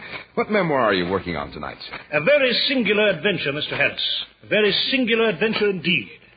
In glancing over my notes of the 70-odd cases I have already inscribed in my notebook, I can see none stranger than that which befell the family of the Roylotts of Stoke Moran in Surrey. And the name of this adventure, Doctor? Holmes and I always called it The Adventure of the Speckled Band. And after you've taken a moment to present the facts on Clippercraft clothes, Mr. Harris, I shall proceed with the facts of this amazing story. Thank you, Doctor. And this is where... Well, I'll be... Remember me, Mr. Harris? I'm the lady whose husband... insisted that a really good suit costs a fortune, and I explained that a luxurious Clippercraft suit costs only $40 and $45. Well, I told my husband that only $45 would buy a handsome Clippercraft suit of pure worsted. You made your suggestion that he be sure to look for the famous Clippercraft label. And I suppose you told him these values are possible only because Clippercraft concentrates the enormous buying power of more than 1,200 fine independent stores from coast to coast for unbelievable savings to him. Indeed, I did. But my say-so isn't enough. So? So I let him convince himself. I told him to compare Clippercraft with clothes selling for many dollars more.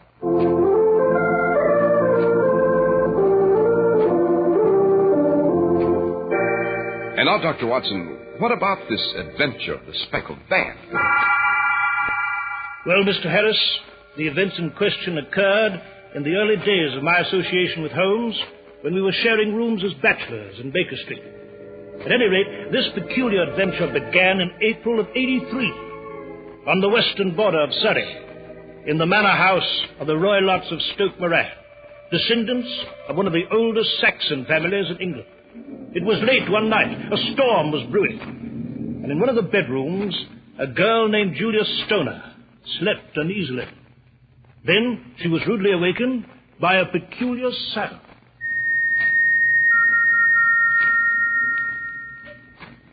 What's that? What's that whistle? Who is it? It's come again. That whistle. I'd better tell Helen. Yes, Helen in the next room. Helen! Helen! Helen, open the door! Please, hurry, open the door! Who is it? Who's there? It's Julia, your sister. Oh, Helen, please open the door! Julia, what on earth? Oh, Helen, let me into your room quickly. Julia. I heard it again, Helen. That awful whistle. You must have heard it. You did hear it this time, didn't you, Helen? No, dear, I heard nothing. Oh, it must have been your imagination. Oh, no, Helen. I tell you, I heard it. Hush, dear, you'll wake Father. Helen, I don't know what to do. I'm afraid. So afraid. Every night for the last week I've heard it. That awful whistle. I've kept thinking perhaps it comes from those horrible gypsies that have been around the estate lately. Or those strange animals Father brought back from India. Oh, Julia, you're overwrought. It's only nerves. After all, your wedding's next week. Helen, I'm afraid. I'm afraid. No, dear. There's nothing to be afraid of. Now, you go back to your room and try to sleep. And if you hear anything again, you call me.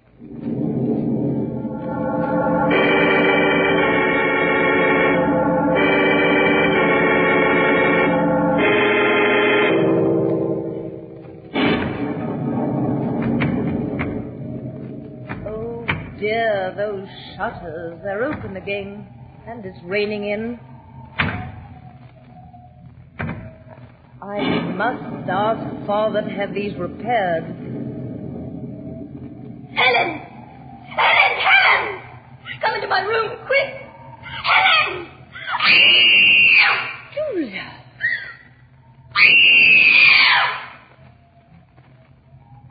Julia, what is it? Open the door, Julia. It's Helen. Julia, good heavens, what the band, Ellen. It was the speckled band. The speckled. Julia!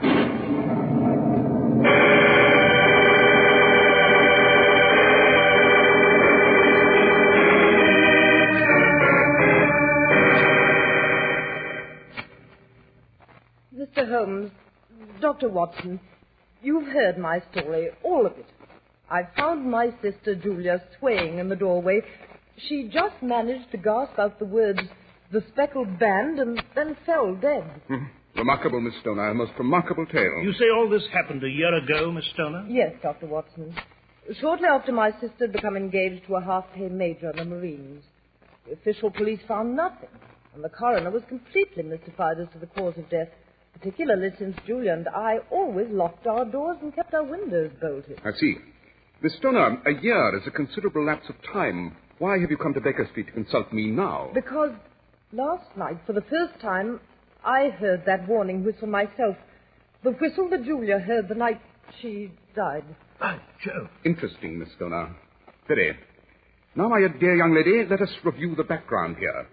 You and your sister were each left £1,000 a year by your deceased stepmother. You live with your stepfather, a Dr. Grimesby Roylott, recently returned from India. Is that correct? Yes, Mr. Holmes. To go on, your stepfather is a man of rather peculiar habits. He has a violent temper. He allows gypsies to roam about the grounds of Stoke Moran, and he keeps a cheetah and a baboon as pets. Not exactly the kind of fellow I'd like to meet. Watson, please. Now then, Miss Stoner, a question. Yes, Mr. Holmes? You heard this whistle from your room? No, I'm staying in Julia's old room temporarily. My stepfather recently decided to make some repairs on the manor house. Holmes, how the deuce does all this make sense? The door was locked and the windows bolted. Yet somebody or something got into that room, struck Julia Stoner down, and now threatens her sister here. And the authorities never even knew the cause of death. Patience, Watson, patience. When we arrive on the scene, we shall know infinitely more. Miss Stoner. Yes, Mr. Holmes? Would it be possible for Dr. Watson and me to see these rooms at Stoke Moran without the knowledge of your stepfather? Why, yes. He happens to be in London today on business and won't return until evening. If you would like to come up this afternoon, I can return by the 12 o'clock train and be on hand to meet you. Excellent, Miss Stoner. Watson, you need pack only 2 articles for our journey. Yes, Holmes? What 2 articles? Your toothbrush and your service revolver.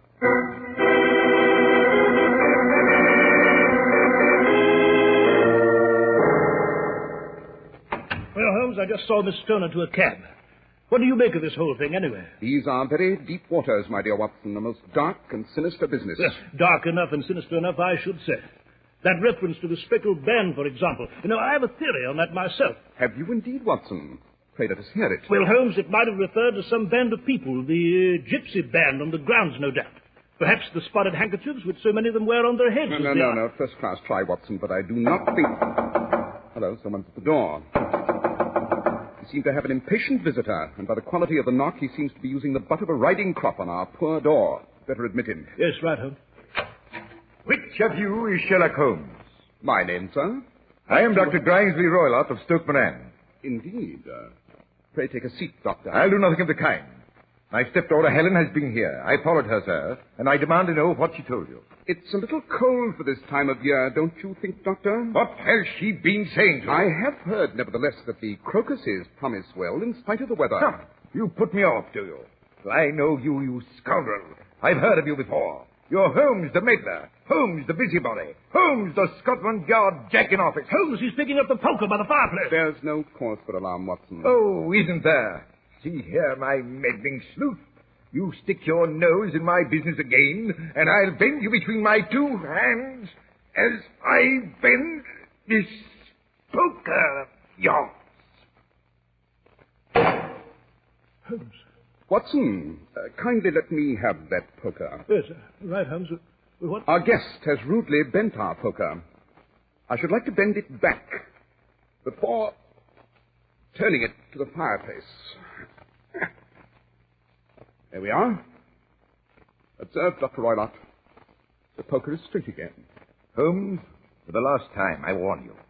Keep your Scotland Yard nose out of my affairs. Dr. Roylott, up to a moment ago, your conversation was quite entertaining. Now I find it a trifle wearing. When you go out, pray close the door. There's decided draught. Very well, but you'll not hear the last of this. Holmes, man sounds like a homicidal maniac. Yes, perhaps. But I have a much juicier bone to pick with him, Watson. Fancy his having the insolence to couple me with the official detective force. This incident only adds additional relish, my dear fellow. And I shall pursue this case with even greater zest when we reach Stoke Moran.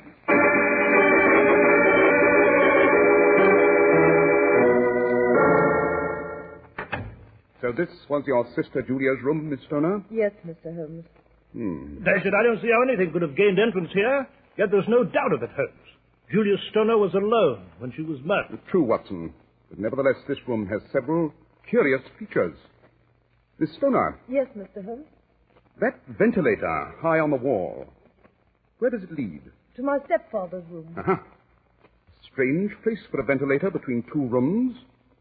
And I note here a bell rope under the ventilator. Yes, Dr. Roylott had that put in some time ago. The peculiar part of the arrangement is that it's not attached to any bell.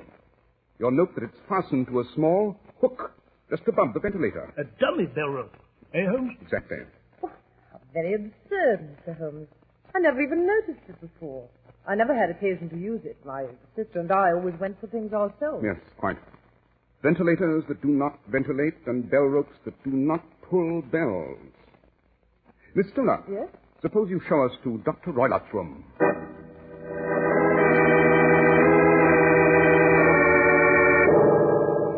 Oh, this room seems plain enough, Holmes. Yes, true, Watson, but it has a number of interesting features.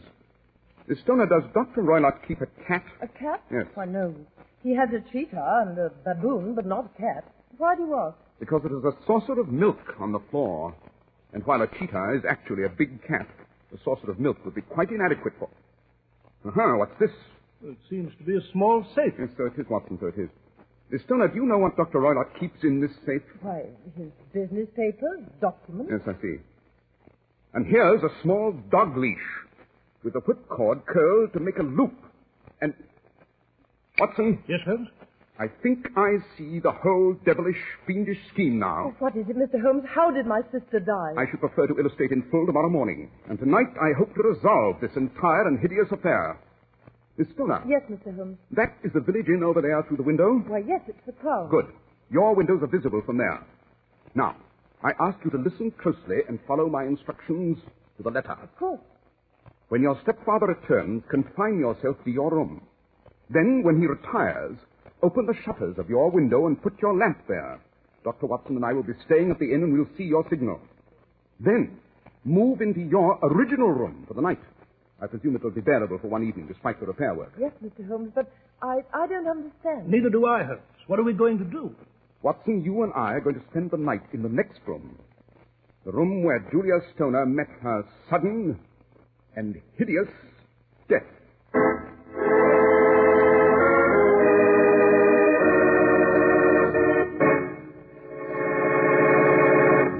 Well, Dr. Watson, that's quite an adventure. And what happened that night?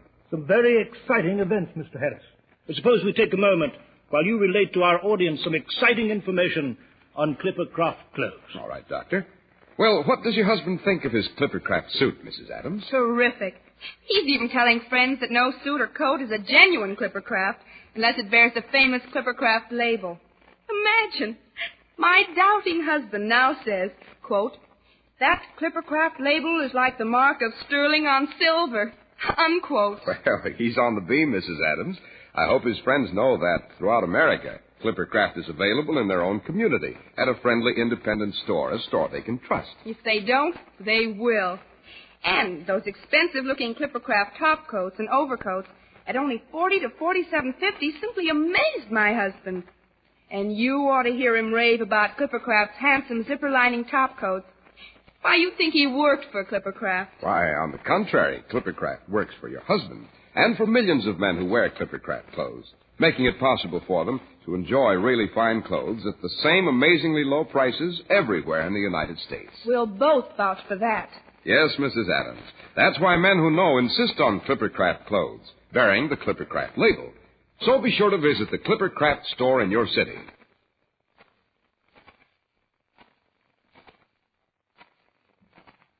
In your suits, top coats, and overcoats.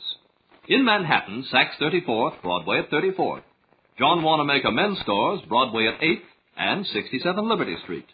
In Brooklyn, Abraham and Strauss. In Newark, New Jersey, Boulevard Men's Shop, Kresge Newark. And in Jamaica, the B&B Clothes Shop, 16408 Jamaica Avenue.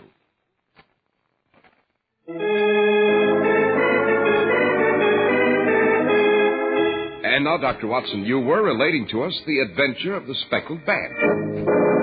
Yes, Mr. Harris, so I was.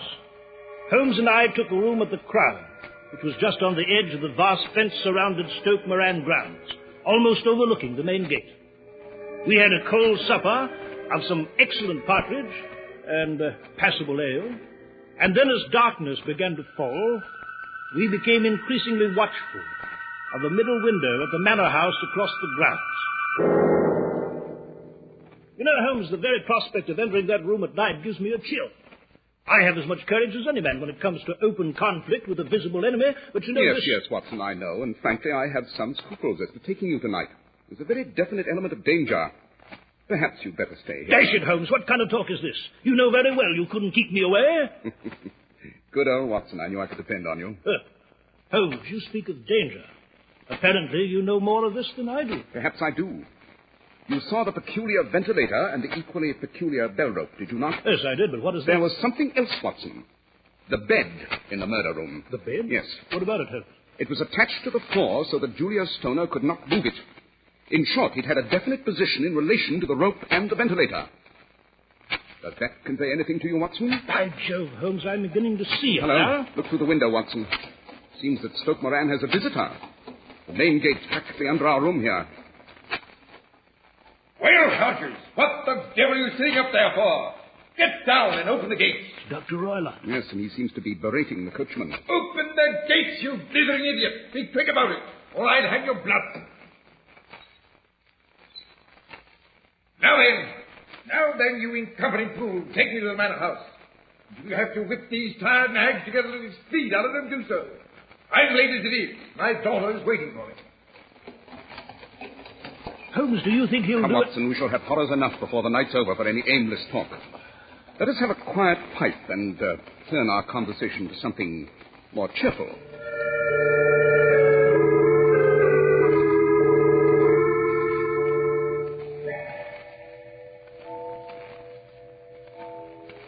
Well, 11 o'clock by the parish church tower, Holmes. Yes. Apparently, Dr. Roylott is not yet retired. On the contrary, Watson, he has. Look. Yes, Holmes, a light.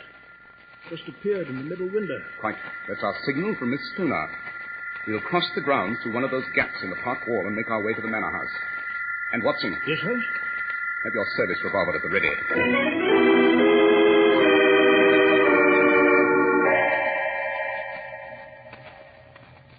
It's blowing up, Holmes. Wind's almost bending these trees double. Yes. It's pitch dark here, too. I must say I don't relish this idea of stealing across these grounds toward that house. Rather a chilling experience, I must say. We should soon be there. The sooner the better. By the way, Holmes, why did you bring that cane? For a special purpose, my dear fellow. I have an idea that a cane will be a useful weapon in the hours to come, and... Holmes, look. That clump of laurel bushes there. Yes. It seems to be a man. A misshapen, deformed man. He's watching us, Holmes. Good Lord, he looks like something out of Hades. Holmes, he's seen us. He's starting to run toward us. Stand fast, Watson. Good heavens, what's that gibberish? Holmes, he's dodged to one side. He sees the branch of that tree swung over the wall. Why, that devilish creature isn't a man at all, Holmes. Yes, Watson, it's Dr. Roylott's pet baboon. Baboon? Yes, baboon. You know, for a moment I thought I'd seen the devil himself. A pretty household, this. But we should be at the manor house at any moment, and I...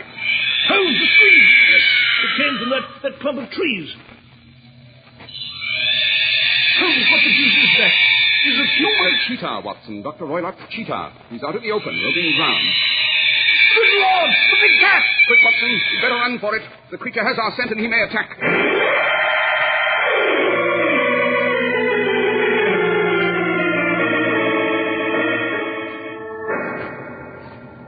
Well, Watson, here we are at the window of Julius Stoner's old room. Yes, and thank heaven we seem to have lost the big cat. Right, now then, try the window that Helen Stoner left unbolted for us. That's right. Gently, Watson, gently. Yes. Now then, into the room with you.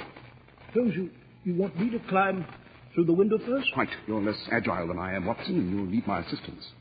Now then, up you go. Try to land lightly. Very well.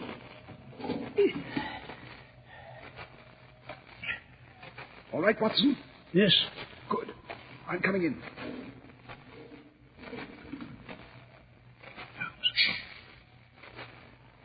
Hear anything, Holmes? No. So far we seem to be undetected. Put out that lamp. You mean we're going to sit here without light? Yes, Dr. Roylott would see the light through the ventilator, and he'll wait until his niece is asleep. Meanwhile, I'll close the window. Holmes. What now? Wait. Wait? Precisely. Wait and watch that ventilator. I'll sit at the side of the bed, Watson, and you take the chair. And make sure your pistol is ready for instant action.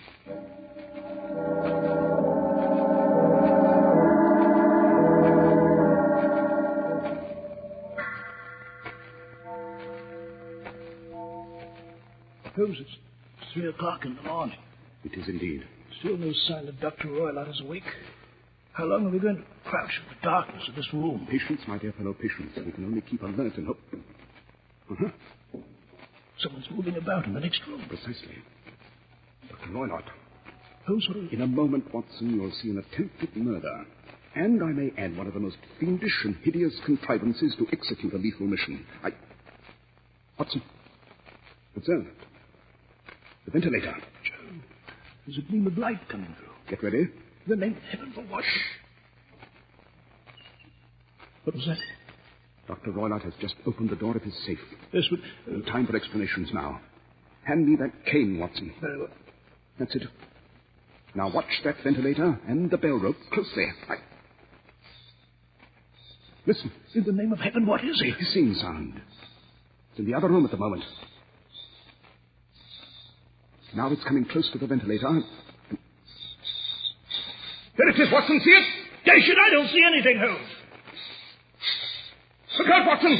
Let me get at that bell rope with this cane. You murdering little devil. You foul, loathsome, hideous creature. Listen. There's a whistle. In Dr. Roylott's room. Yes, Watson. It's a signal from Roylott. Now listen. And wait. Holmes, what the deuce? It's Dr. Roylott, Holmes. Quick, Watson, into Dr. Roylott's room at once.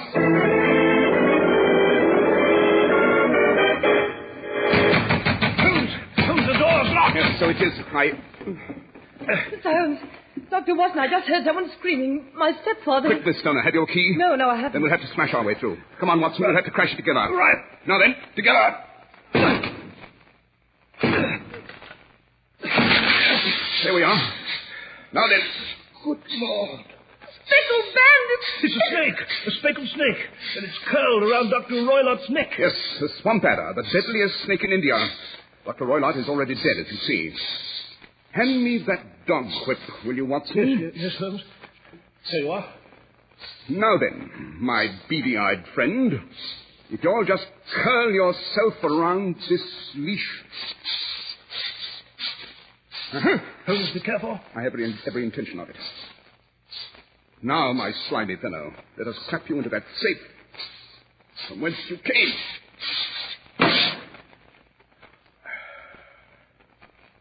And there you are, safe in your hiding place. Mr. Holmes, Dr. Watson. Quick, Watson, she's fainting. Here now, Miss Stoner. Oh, she's unconscious, Holmes. It's a shock, you know. I'll have her around here in a moment. Good. And after you do, we shall remove Miss Stoner to some place of shelter and notify the county police.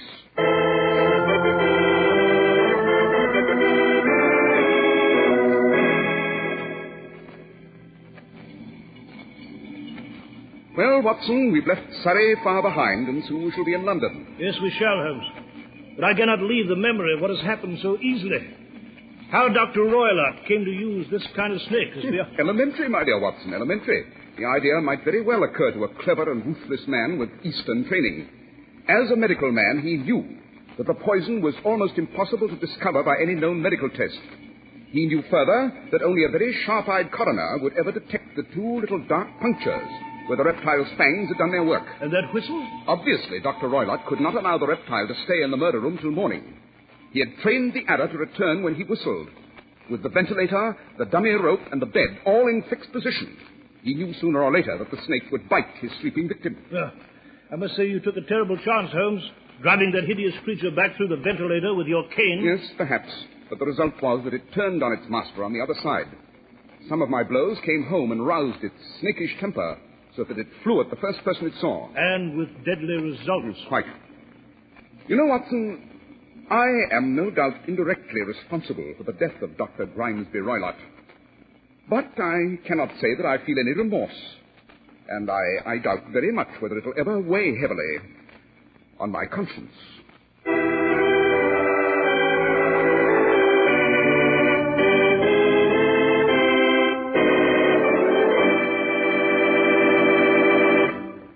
Well, Dr. Watson, that's an adventure none of us is likely to forget. True, Mr. Harris, true. And I assure you, I shall never forget it.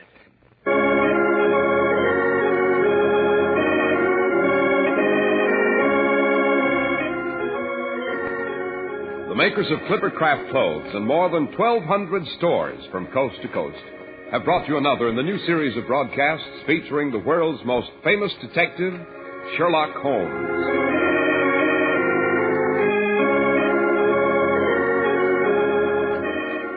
Our stories are based upon the character Sherlock Holmes created by Sir Arthur Conan Doyle, and the program is produced and directed by Basil Lockman. Sherlock Holmes is played by John Stanley, Dr. Watson by George Spelman. This week's story was written by Max Ehrlich, with special music by Albert Berman.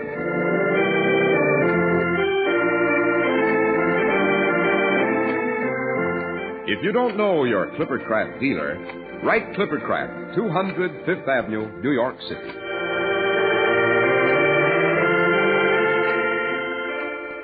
It is the sincere hope of the entire Clippercraft family, including their dealers from coast to coast, as well as all of us here on the Sherlock Holmes program, that this Christmas will truly bring peace on earth, goodwill to men.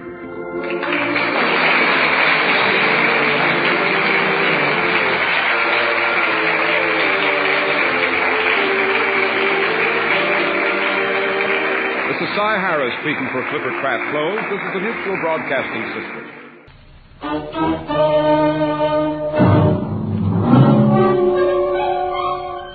Box 13, with the star of Paramount Pictures, Alan Ladd, as Dan Holliday.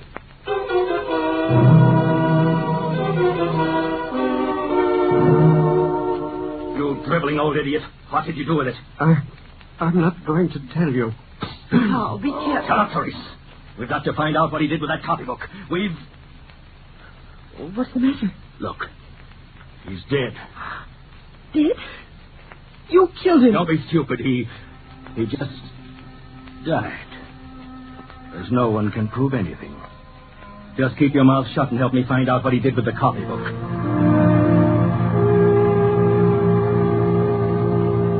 Well. Somebody sends me a copybook through Box 13. Now I wonder why.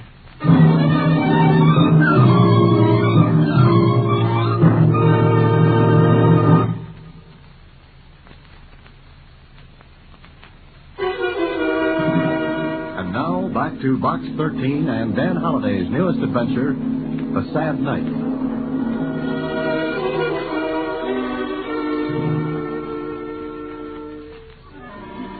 It was just a child's copybook. And on the front cover was the name Marina Layton and a date, the year 1930, written in a childish scrawled handwriting. I riffled through the pages. There was nothing of interest, at least.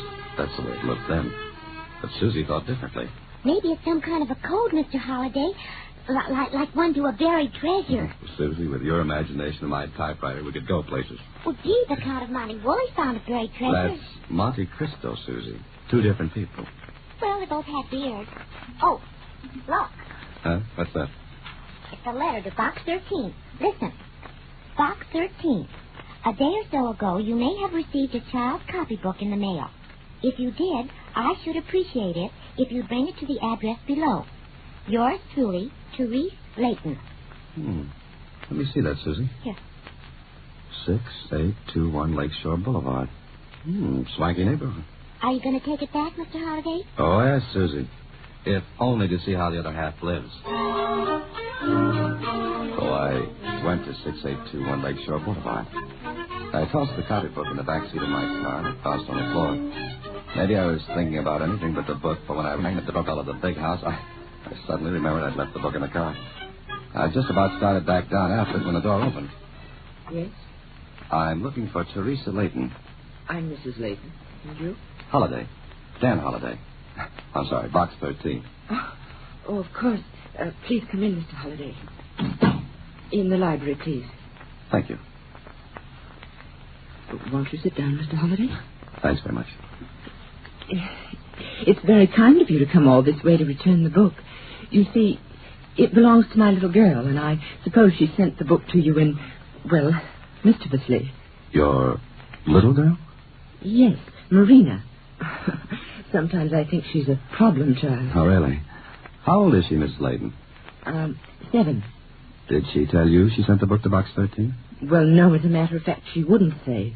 Then her father found a newspaper with an advertisement cut from it. And?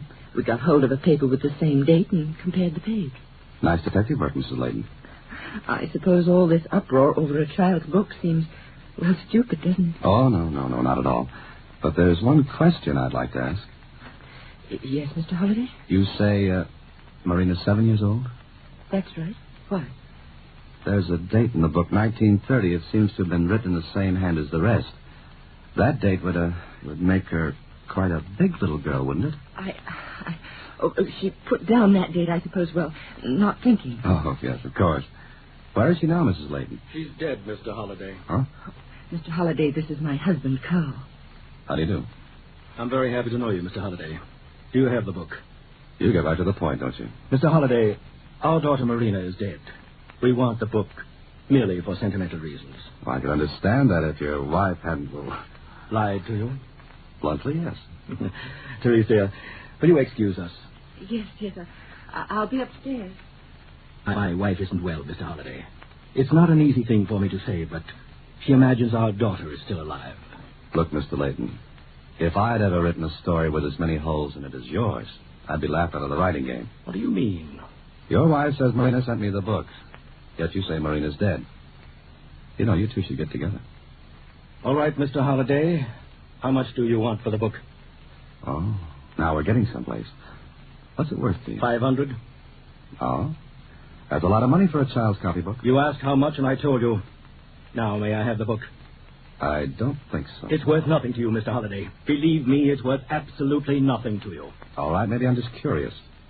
Tell me why you want the book, and maybe we'll do business. I can't tell you. Or you won't tell me, is that it? I want that book. Now. I haven't got it with me. You're lying. All right, search me. I haven't got it with me. I forgot it. You're going to be difficult. Look, the book was sent to Box 13, obviously not by you, your wife, or your daughter. You found out it was sent when you traced my end, right? All right. That means someone else sent it to me. I'll return the book when I find out who and why. Mr. Holliday, I'm going to get that book. All right. We'll play a game. Book. Who's got the book? Now, goodbye, Mr. Layton. Goodbye, Mr. Holliday. You can find your way out, I hope? I think so. Oh, anytime you want to tell me the reason behind all this, we may be able to do business. I think we'll do business, Mr. Holliday. Later.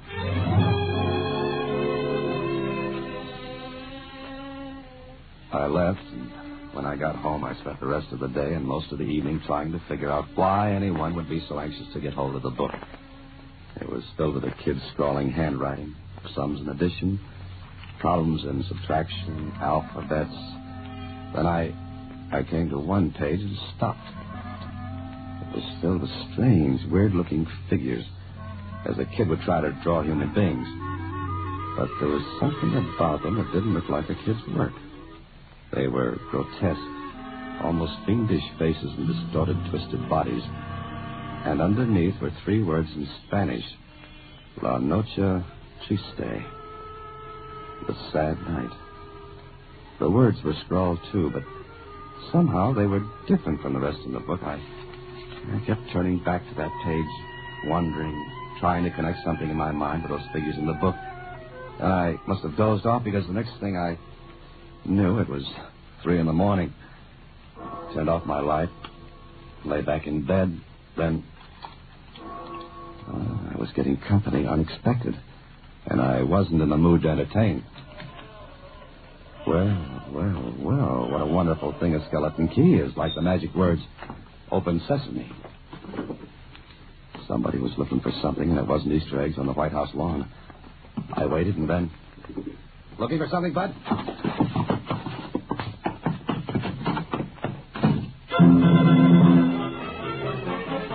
Whoever it was didn't wait for the floor show.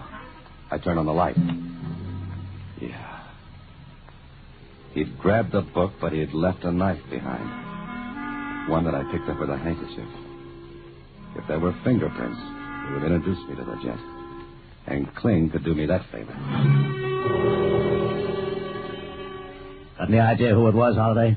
No, I haven't, Kling. We had our waltz in the dark. Oh, must have been romantic. Oh, yes, I was overcome. Look, can you get prints off that knife handle? Seems to me you could pick an easier way of meeting people. Oh, I like the hard way. It makes for lasting friendships. Look, did he try to knife you? Well, I don't think he was doing KP with it. Why was he after you? He wasn't. Oh, I see. He breaks in at 3 a.m. You surprise him, he pulls a knife on you. But he wasn't after you. It was just a social call, or maybe he was a visiting nurse. Kling, will you see about those prints? Yeah. If you'll prefer charges. Maybe, but more important, he took something I want back. What? A child's copybook. A child... You know, Holiday, the more I see of you and this Box 13 gimmick you run, the more I believe in elves and pixies. Why did you have a child's copybook? I'm learning to write. You're going to keep this all to yourself, huh? Till I find out what it's all about. Okay. Well, from what you say about the cookie who disturbed your Betty bar this morning, he might have a record. In that case, you can tell me who he is. You don't want me to pick him up? No, I'd rather have the pleasure. You see, he hung one on my chin. He hung one on here. All right. Come back in an hour.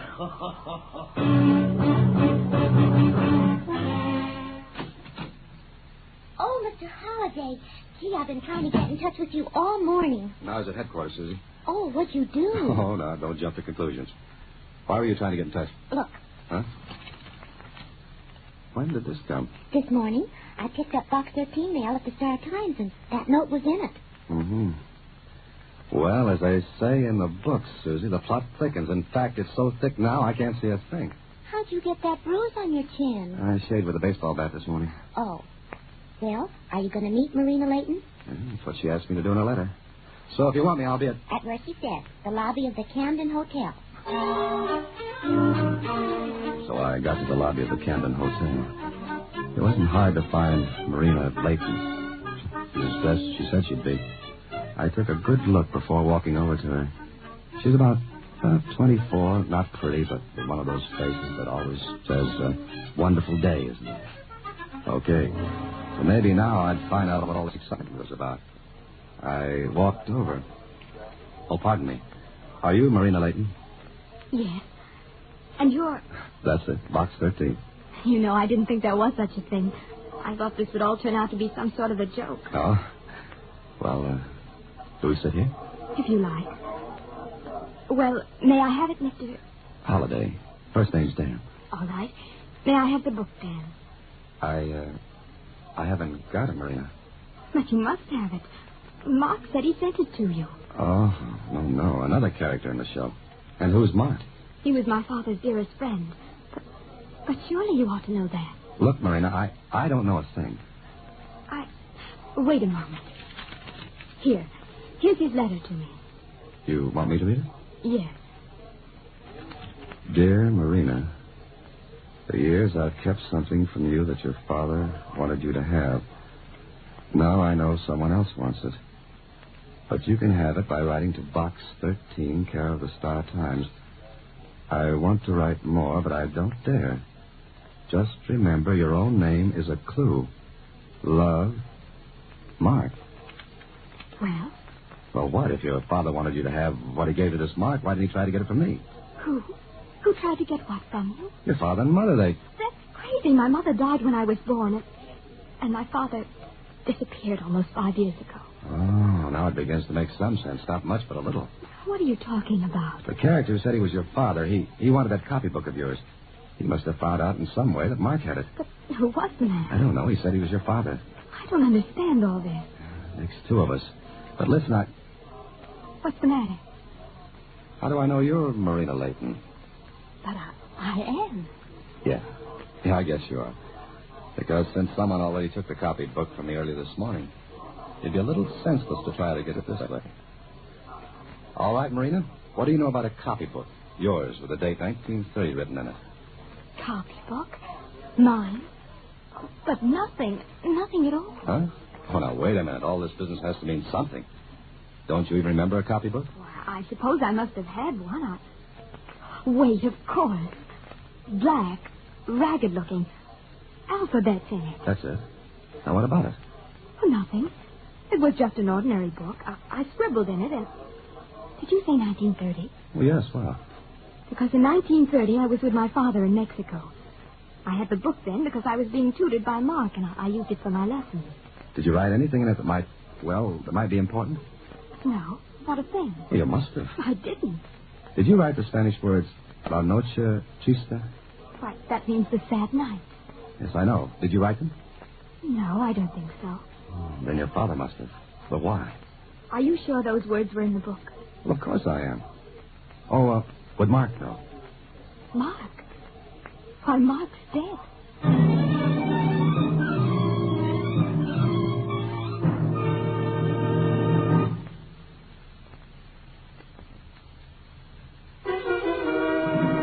And now back to The Sad Night, another Box 13 adventure with Alan Ladd as Dan Holliday.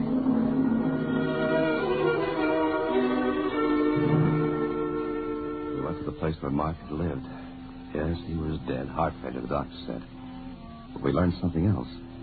That he'd had visitors the night he had died. And from the description of them, they could have only been the man and woman who posed as Marina's parents. And I learned a few things more from Marina. That her father was an archaeologist. And in 1930, he was excavating Aztec ruins outside Mexico City. It was on the way back to Kling's office in my car that she told me some more. Father disappeared in Brazil almost 5 years ago. Then the remains of his expedition were found. And your father? He died. But he left records, letters for the museum. And anything for you? No, nothing. Are you sure? Yes. Wrote letters for the museum, yet nothing for his daughter. Why do you say it like that? Doesn't it seem odd that he should leave letters and records for everyone but you? Yes, it does. There are a lot of things that seem odd. You wait here, Marina. I'll be right out.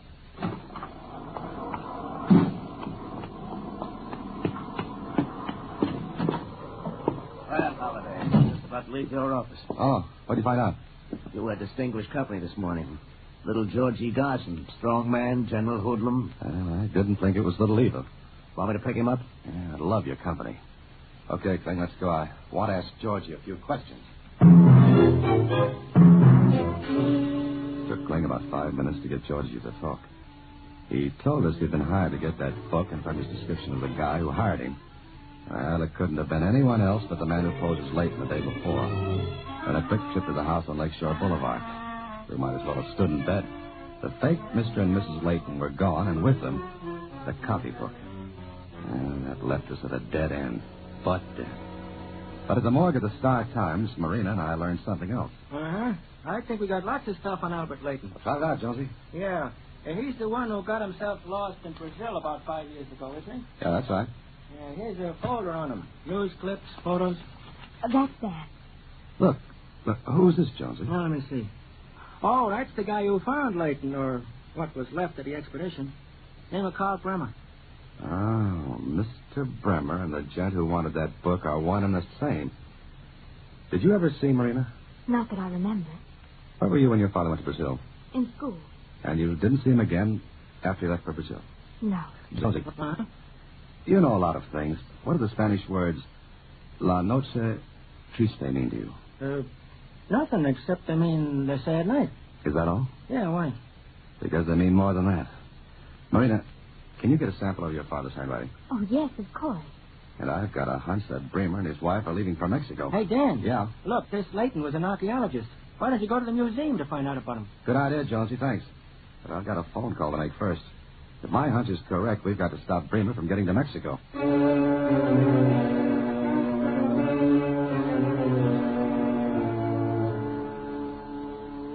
Let me get this straight, Dan. You want this Bremer and his wife picked up, huh? Yeah, that's it. What's the charge? You pick them up. I'll prefer charges. And maybe one of them will be murder. What? Will you do it? Oh, what if they're out of the country by now? Expedite them. You've got to have a strong charge to do that. I have. 1, causing the death of an old man by trying to force something out of him.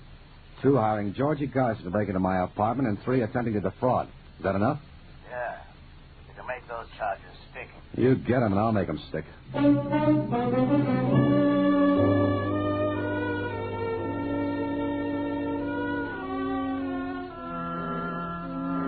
Marina got a sample of her father's handwriting.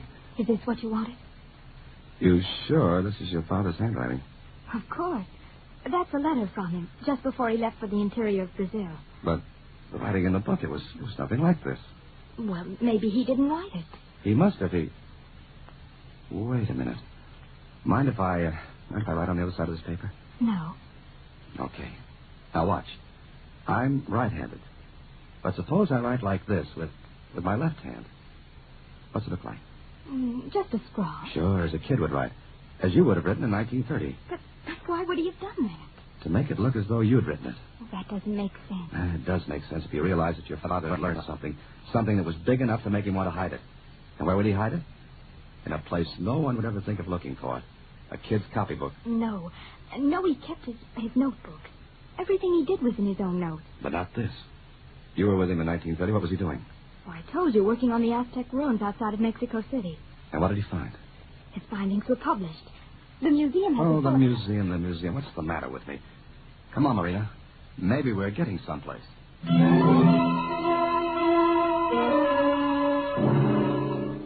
Yes, of course I know Albert Layton's work. He was a great man. The world has lost a genius, Miss Layton.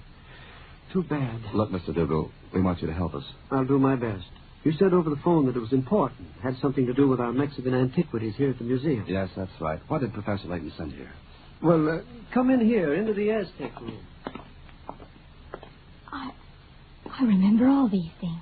Of course, everything isn't here. The Mexican museums were given their share, and... Oh, pardon me. Yes? Look. What's the matter? Look on that far wall, those figures. Oh, yes. Well, they're only copies. Quite well done, of course. The original paintings were lost when the Spaniards destroyed the temples. The Aztecs were jealous and more like people. Because on the far wall were the same figures I'd seen in that copybook. The same grotesque, weird figures with their twisted bodies and savage faces. There were 3 of them. Their painted eyes looked out at us, seemed to accuse us. I turned to the curator. Mr. Dougal. Yes, Mr. Holliday. What are those figures? Well, they're Aztec gods. The one over here in the upper left is Quetzalcoatl, supreme god of the Aztecs. The one in the upper right is Huitzilopochtli. He's one of my favorites, the god of war. The one at the base of the triangle is Tlaloc, god of rain. Marina, those were the figures in your copybook. And they were above the words La Noche Triste. But why? Why should Dad have done that? Mr. Dougal, what is that triangle? Well, where each of those figures is painted was a temple long ago destroyed by the Spaniards under Cortez. In the center was one of the causeways that led to Tenochtitlan. That's today's Mexico City. It was over that causeway that the Spaniards made their escape on La Noche Triste. La Noche Triste. Look, sit down, Mr. Dougal. I want you to tell me a lot more. The curator talked for an hour. And what he told Marina and me all added up. The copybook, the figures of those old Aztec gods. Oh, Marina's father had something, all right. And he hid it in that copybook. No wonder Bremer wanted it. No wonder old Market kept it, and the whole thing made a story that went back over 400 years. A story of greed and bloodshed. One that reached out to touch me, Marina, old Mark, Bremer, all of us. Later in Kling's office, facing the Bremers, with Marina sitting there, too. All right, Holiday. Let's have it. First, I'll take that copybook, Bremer. All right. What good will it do you? None. And it wouldn't have done you any good either. What do you mean? You caused the death of one man to get this. Another man, famous, respected, lost his head and tried to keep what he had found. But it wouldn't have done your father any good either, Marina. No, I know. What's the story, Dan? Well, it really begins, Kling, when Bremer found the remains of the Leighton expedition in Brazil. He found letters, records. He brought some of them back with him, but some he didn't. That right, Bremer? You know everything. You tell it. Thank you, I will. One of the letters was to Marina. Marina, whose name is the same as the Indian girl who was Cortez's consort. That was the one you kept, Bremer.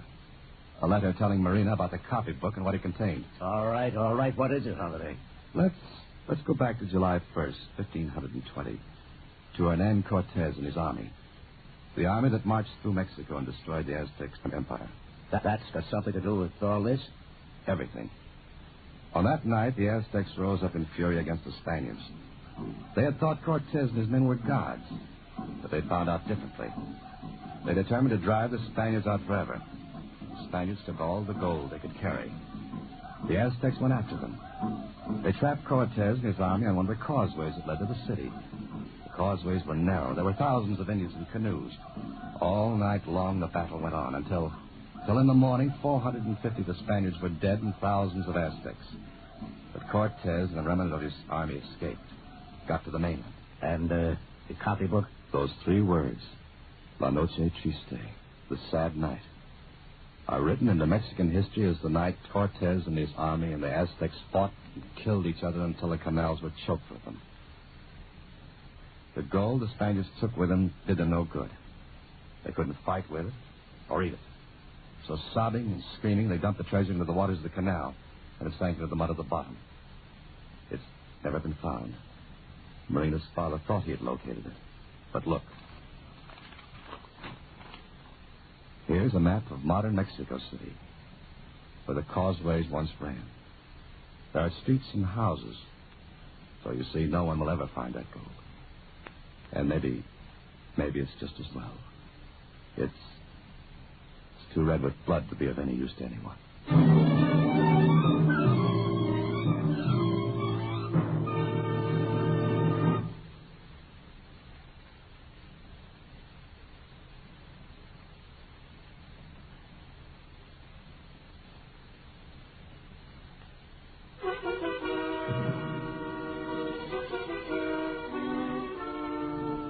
But gee, Mr. Holliday, if all that gold's there, why doesn't somebody go after it? Oh, you too, Susan.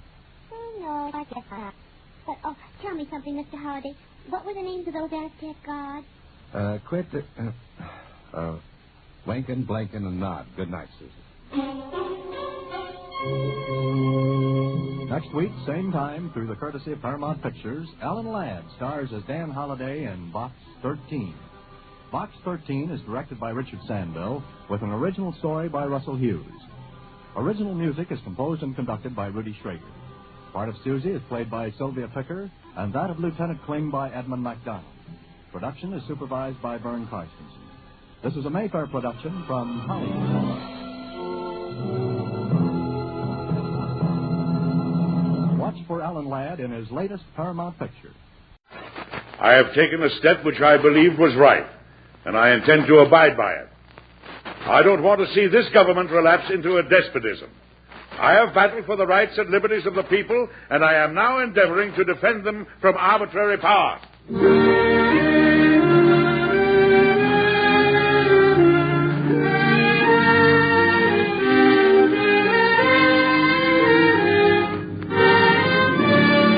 Mr. President, starring Metro-Goldwyn-Mayer's Edward Arnold.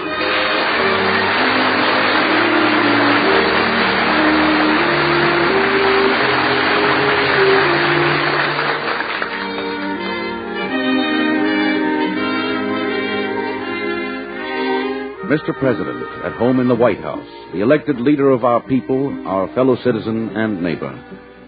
These are little-known stories of the men who've lived in the White House, dramatic, exciting events in their lives that you and I so rarely hear. True human stories of Mr. President.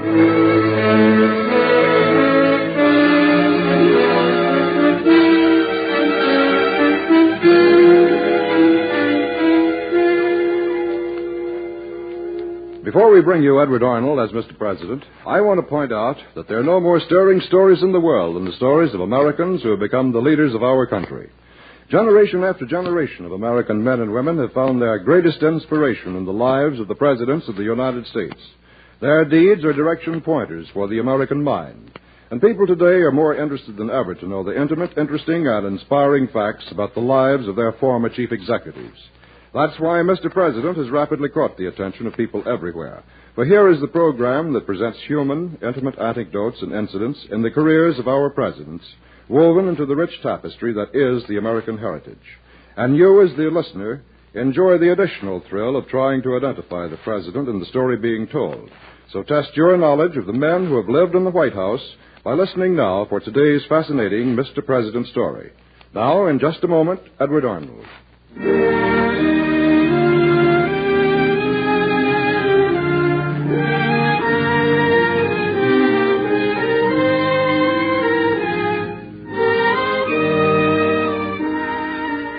Incidents I have in mind today tell the story of a president and one of the most startling political events in Washington history. Later on, of course, I'll tell you which president this happened to. But meanwhile, you may be able to guess. He walked about his wife's room, restless, unhappy, angry, and in torment. My dear, it isn't going to help any to keep charging up and down like a caged lion. They had no right to pass the Tenure of Office Act. It's unconstitutional. The idea of daring to pass an act that a president of the Senate. Well, you didn't pay any attention to it. As soon as Congress disbanded, you discharged Stanton and appointed the General of the Army Secretary of War. They only passed the law to force me to keep Stanton in office.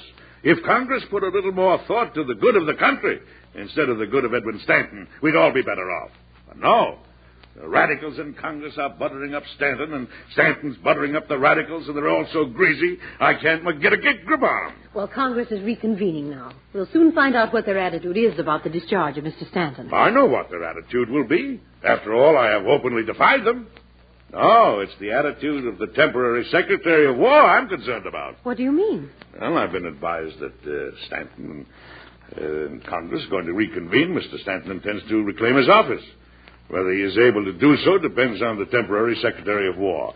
If he'll do what I ask, I think we can get this whole issue into the courts. I don't want a ruling from Congress. I want a ruling from the courts. When are you seeing the General? This afternoon. Surely he'll do as he's asked.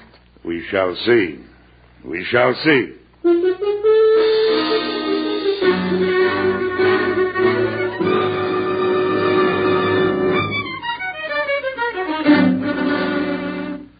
General, I've asked you to come here today because I need your support. Congress is reconvening, and I am told that Stanton intends to take... I heard... No, you must refuse to permit Stanton to take over the War Department. Oh, sir, I accepted the office only ad interim on a temporary basis. General, if you refuse to give up the office, the case will go to court, and the constitutionality of the whole tenure of office law will be decided there. That's what I want. Oh, I see. Well, I would like a little time to think the matter over, Mr. President. All right. Then in the meantime, will you give me this assurance? That either you will remain at the head of the War Department until the courts can give a ruling on the matter, or that you will return the office to me prior to a decision by the Senate, so that I may appoint someone else in your place. You want time to put someone else in before the Senate makes a ruling? Yes. Well, I certainly will give you my word on that, sir. But as to which of the two courses you leave open to me... Well, that will take a good deal of thought. I must have your answer the first thing Monday morning. Well, I'll see that you have it, Mr. President. Thank Good you. afternoon, General. How nice to see you. Oh, good afternoon, Eliza. How are you feeling? Better today, thank you. I'm glad to hear it. I have an appointment. Good day. Good afternoon. Goodbye, General. Mm-hmm. Yes. It's hard to tell which way the wind blows there. He's an ambitious man. He wants to be the next president. Will a man like that side with the Congress or the president? Well, we shall soon have the answer. I'm sure that the Senate will adopt a resolution on Monday to the effect that they do not concur in my suspension of Edward M. Stanton. They will notify the general to that effect and ask him to vacate the office. All I can do now is hope and pray he will stand firm and not surrender that office.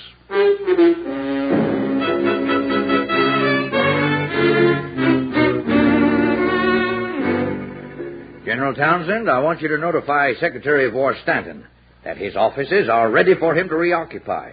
Tell him I only filled his office ad interim, and that my functions as temporary Secretary of War ceased when I received notice from the Senate last night of their decision that Mr. Stanton still holds his office under the Tenure of Office Act. Take the keys of the office.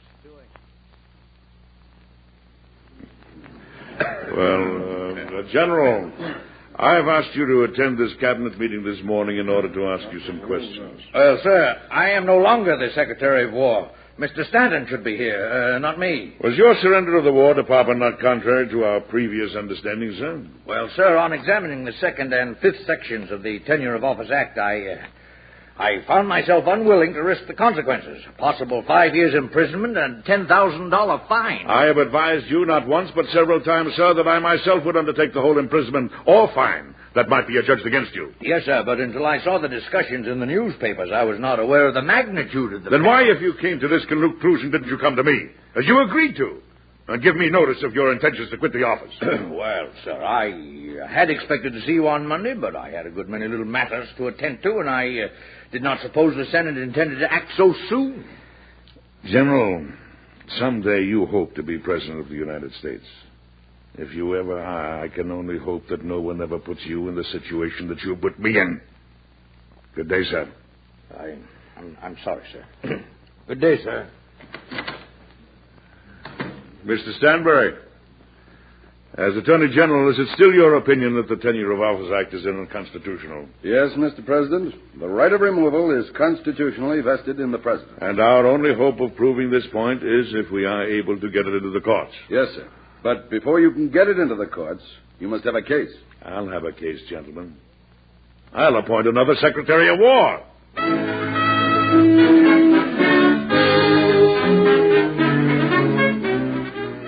General Sherman, I would like you to accept the appointment of Secretary of War.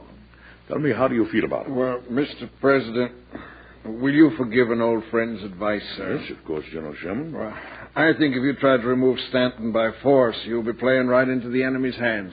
Why do you say that? Well, take a look at this clipping from the Independent, sir. Well, perhaps you've seen it already. No, I haven't. Is the President violate the laws? His fate hangs on his conduct, and if he ventures for an instant into open resistance to the laws, his fate is sealed. Well. Now, you can see by the tone of that editorial, sir, that you're... Sherman, it is impossible for me to execute the office of President any longer with Mr. Stanton continuing as Secretary of War, in the interests of the Army and of the entire country. I ask you to take it over. Mr. President, I'm sorry, but I cannot agree with you on this line of reasoning, and I must regretfully decline the office. Very well, General Sherman. I accept your decision.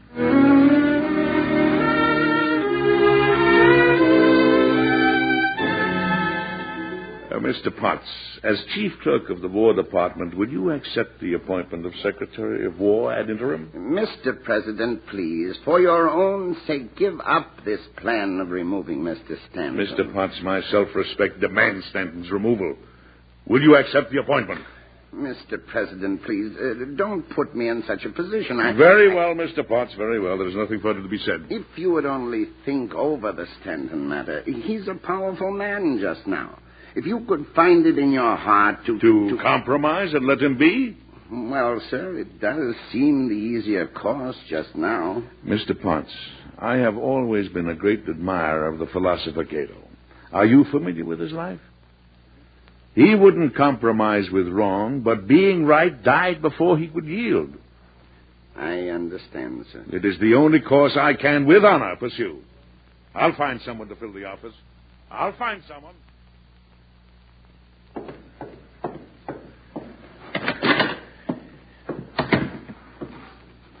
Mr. Thomas? Yes, Mr. President? You've been in full charge of the Adjutant General's office. You are therefore very familiar with the workings of the War Department? Yes, Mr. President. Would you temporarily accept the position of Secretary of War ad interim? Yes, Mr. President. Well, thank you, Mr. Thomas. Thank you. In the hope that you would accept this trust, I have had 2 letters drawn up. This one, which you are to take to the War Department, notifies Mr. Stanton that he is hereby removed from office and that he is to transfer to you all records and public property now in his custody. Yes, Mr. President. This letter officially informs you of your appointment as temporary Secretary of War. I am honored, Mr. President, and I will obey your order. Very well, very well. Then proceed immediately to the War Department and deliver this letter into Mr. Stanton's hands.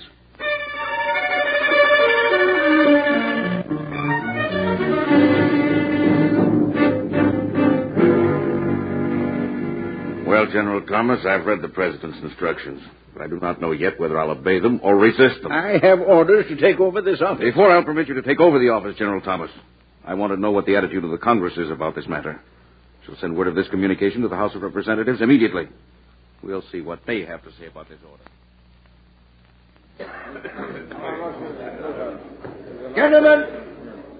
Gentlemen of the House of Representatives, the action of the President in regard to Mr. Stanton is a direct violation of the tenure of office law.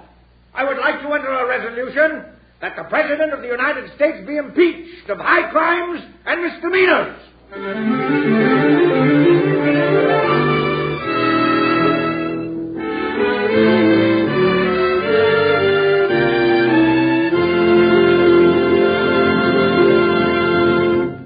In just a moment, we'll come back to Edward Arnold and Mr. President. An opportunity to meet the singing stars of the future is afforded you every Sunday afternoon when Metropolitan Opera auditions of the year may be heard over most of these ABC stations. On this unique program, the best young singers in the country compete for contracts with the Metropolitan Opera. Such noted stars as Eleanor Steber, Patrice Munsell, Robert Merrill, and Leonard Warren first received Metropolitan contracts through their appearances on these broadcasts.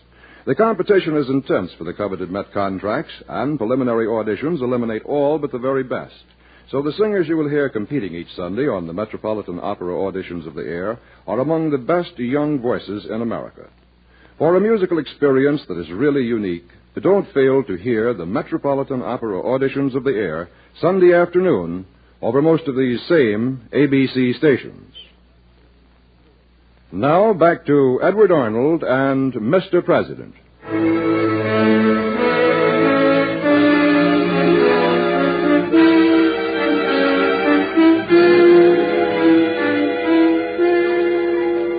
You probably guessed the name of the President in the story. Later on, of course, I'll tell you which one it was. Well, sir, there certainly was chaos in Washington. The Senate went into a session. Under the Constitution and the laws, the President has no power to remove the Secretary of War and to designate any other officer to perform the duties of that office. That was the Senate. The House of Representatives was equally charged with indignation. I tell you, the President is nothing better than a usurper, a tyrant, a downright criminal. This action is an outright defiance of Congress and demands impeachment. Yes, Congress was certainly hot under the collar. And all Washington was in a turmoil over the ups and downs, the ifs and the ands, and the pros and cons. 4 of the senators hurried to the War Department to tell Stanton not to give an inch. They were for him. Stanton had no intention of giving an inch. I would never forsake the Congress, which has never forsaken me. Charles Sumner sent Stanton a message. United States Senate, Honorable Edwin H. Stanton. Stick. Signed, Charles Sumner. Gentlemen, this support is more gratifying than I can tell you. I'll hold this office if I have to maintain a state of siege. The next day was February the 22nd, Washington's birthday. The radicals in the House thought it would be a fine, dramatic gesture to vote the impeachment of the president on Washington's birthday. During the evening, the new Secretary of War, General Thomas, made some comments to a friend. Tomorrow morning at 10 o'clock, I'm going to take over the War Department. And if Stanton resists, I'll throw him out. If he locks the doors, I'll break them down. Stanton's not going to keep me out. And I hope someone goes to him and tells him I said that. Yes, indeed. All of Washington was in a turmoil. The president calmly went to bed and seemed equally calm the next morning when General Thomas burst into his office. Mr. President, something terrible has happened. What is it, General Thomas? I've been arrested. Arrested? Yes, I was having my breakfast and they charged in on me right between my cereal and my eggs. I begged them to let me talk to you, and Marshal Gooding finally agreed as long as he did not lose sight of me. He's in the outer office now. I've been arrested, Mr. President. That's good. That's fine, General Thomas. Congratulations. Congratulations? Did you understand what I said, sir? Indeed I did. Did I understand what you said? Of course. Tell me, who issued the warrant for your arrest? Chief Justice David Carter, at the request of Mr. Stanton. Oh, that's splendid. He did exactly what I hoped he would do. Now the case will go to the courts. Well, what am I to do? Oh, you'll be all right, General. Tell Marshal Gooding to take you to Attorney General Stanbury's office immediately. He'll tell you what to do. Yes, sir. Thank you, sir. Don't mention it. Oh, good morning, General Thomas. Oh, good morning, Madam President. Isn't it all terrible, terrible, terrible? My, what a morning. Yes, things really begin to happen now. I just received a message from Secretary Wells. He asked me to tell you that last night his son was at a party, and while he was there, an order came that all officers under General Emery were to report to headquarters. He wondered if the orders came from you. No, the orders did not come from me. I wonder what that means. No one has a right to move troops without my knowledge. I understand that Mr. Stanton has turned his offices into a regular fortress. He has guards all around it. He's not running any risk of losing possession. Oh, General Emery gave the order, did he? Well, I shall send for General Emery immediately.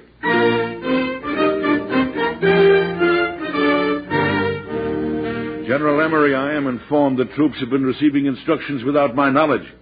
I would like to know what your orders of last night meant. Sir, the orders came through the General of the Army. How is it they were not reported first to me? Well, sir, on March 14th, 1867, a general order of the War Department was issued containing a congressional ruling that all orders and instructions relating to military operations issued by the President or the Secretary of War shall be issued through the General of the Army. May I see that ruling, General Emery? Yes, sir. Here it is. General, this is not in accordance with the Constitution of the United States, which makes me Commander-in-Chief of the Army and the Navy. Well, sir, all we can do is to obey the letter of the law. Am I to understand that I can't give an order except through the General of the Army? That seems to be the opinion, sir. This is beyond belief, General Emery. What kind of a fool is everyone trying to make out of the President of the United States?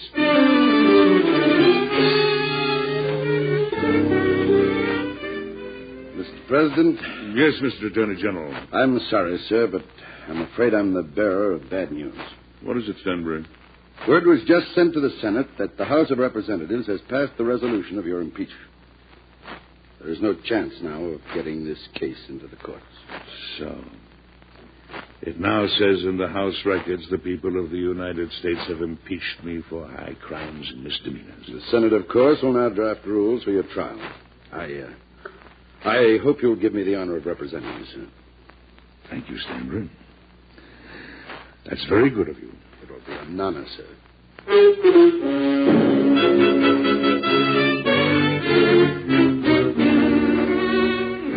Mr. Stanbury is overdue, isn't he? Well, with the last-minute details to take care of, that's understandable. One of the lawyers assisting Mr. Stanbury told me that the radicals are still trying to get some of your cabinet to turn on you. They've tried everything, haven't they? Anyhow, they went to Mr. Seward and told him that if he would support them instead of you, they would see that he remained in the State Department.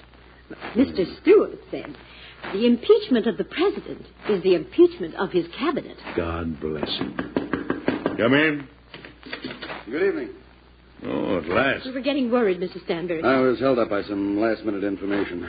Mr. President, you received my resignation as Attorney General. Yes, of course. All right, sir. I am now acting solely in the capacity of counsel for the defendant. You are now in the hands of your lawyers who will speak and act for you. I'm referring particularly to the newspapers. I understand. Oh, I should like to be there tomorrow to face my accuser. You know, it galls me to have to remain here. It's much more to your advantage to stay away, Mr. President. Well, it's in your hands. They've added one more article to the charges, which is in substance merely a summing up of the other charges. They're claiming that your speech of August 18th was a denial of the constitutionality of Congress. Oh, really? Well, what did I say then? You said, my dear, that Congress was a body hanging on the verge of government. I did? You certainly did. Well, then, by the Lord Harry, I still say it. Well, keep it within these walls. Oh, Chief Justice Chase is to be the presiding officer. Well, we're certain of justice from him. He's a very fine man. I think that's about all I have to say at this time, Mr. President, except this. When some things are done, we cannot tell if they be for good or evil. This gives you a great opportunity to vindicate yourself as president against every charge made against you, not only before the American people, but before the entire world, and to show whether, when contrasted with theirs, your policy is not the policy of wisdom. Mr. President, I've watched you day and night. I've been by you on every manner of subject. And I have seen nothing which, had I been in your place, I would not have done myself. Sir, as you know, my health is not of the best. But if I can keep well for this trial, I'll be willing to be sick for the balance of my life. I know, Mr. President, that you'll come out of it brighter than you've ever shown. Mr. Stanbrain, I thank you for those wonderful words.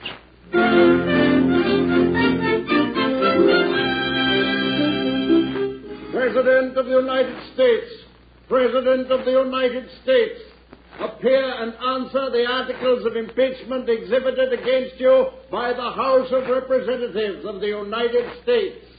Mr. Chief Justice, my brothers Curtis and Nelson and myself are here this morning as counsel for the President. I have his authority to enter his appearance, which with your leave I will proceed. Are you in here, my dear? Yes. Well, why are you sitting here without any light? This won't do at all. There. Isn't that better? Yes, thank you, my dear. I was just thinking. A man does his best, and either his best is good enough or it isn't. I had the misfortune to step into a dead man's chair. It isn't as though I were an elected president and the people were with me. They never wanted me, my dear, and they never will. You're discouraged about the way the trial is going. Well, you might as well start to pack, Eliza. It doesn't matter anymore. They don't want me, and that's the end of it. My dear, do you see what I have in my hand? Yes, letters, telegrams. I can imagine what they say. Can you? Listen. This is from Ohio. The hostility you are meeting from many of our representatives leaves us, the people, no other way but to approach you personally and assure you of our sympathy and approbation. My dear, may I see that? Here's one from Indiana. If you require brave hearts and stout arms to aid you, give the word, and the friends of liberty and union will respond. Here's one from Philadelphia that says, the people are with you, peaceful or forceful, with ballots or bullets for the maintenance of the Constitution and the law. This one says, stand firm and the people will sustain you. These, my dear, and thousands like them are from the people whom you say do not want you. You know, Eliza, I feel more grateful and more humble than I could ever possibly tell you. You could lead an uprising if you desire. That isn't the answer, my dear. I don't want to defend the National Charter by breaking it. The procedure of impeachment is legal. It's the correct way of going about this. We'll wait for the judgment.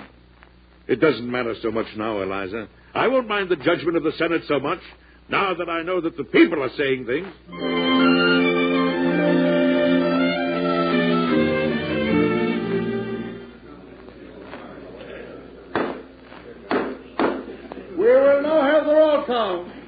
You will answer when called upon whether the respondent, the President of the United States, is guilty or not guilty of a high misdemeanor as charged in this article.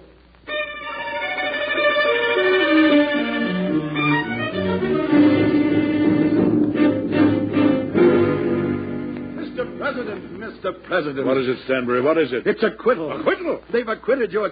Oh, my dear, I knew it would be acquittal. I knew it would be acquittal. It's acquittal. They voted acquittal. Stanton's moving out of the War Department. You've won, Mr. President. You've won. Listen to the people out in the street. Listen to them cheering for you. God be praised. God be praised.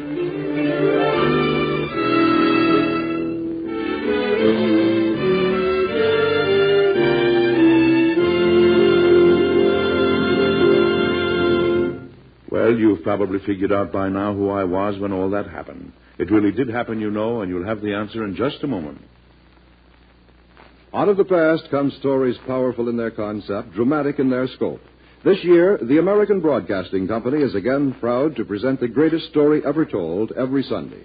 You'll hear dramas that happened over 2,000 years ago, dramas of pomp and glory, of kings and slaves, and especially of one man whose voice was heard above the crowd. Who was this man with strange and miraculous powers, a man whose effect was to be felt everywhere? Some called him friend, his enemies feared him, but his life has been read and studied by all for centuries. Hear about this man whom many call the Master on the greatest story ever told when it's brought to you every Sunday over most of these same ABC stations. Now, here again is Edward Arnold.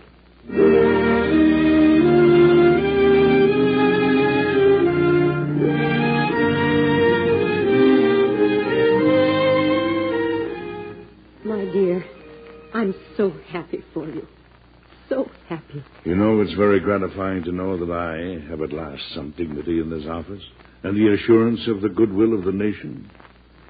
You know, Eliza, I followed a great man. You followed Mr. Lincoln's policy completely. I don't believe he himself could have done a whit better. Well, I've done my best, and I shall continue to do my best. Oh, my dear, I'm so proud to be able to say, not that I am the wife of the President of the United States, but that I'm able to say I am the wife of Andrew Johnson.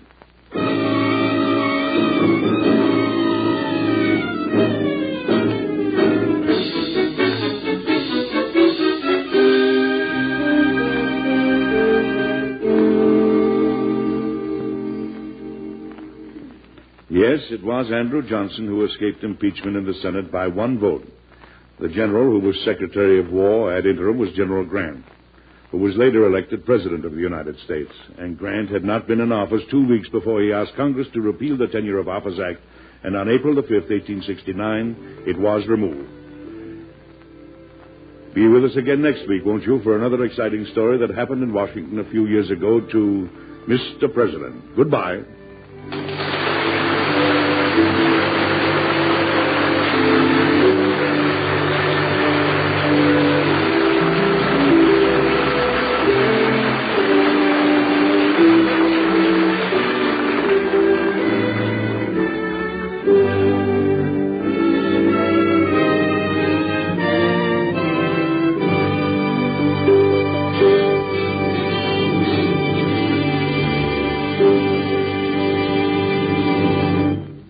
Edward Arnold appeared by arrangement with Metro-Goldwyn-Mayer, the producers of the Technicolor picture The Three Musketeers, starring Lana Turner, Gene Kelly, and June Allison.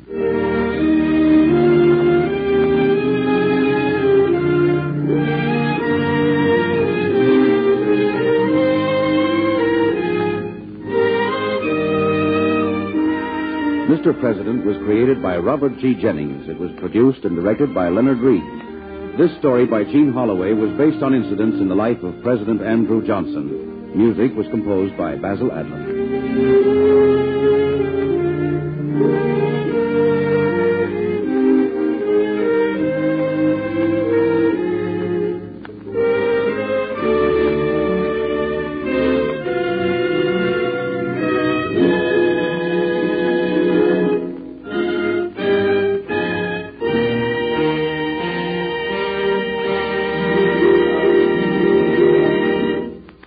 Be sure to listen again next week when the American Broadcasting Company and its affiliated stations bring you Edward Arnold with another interesting and factual story of Mr. President.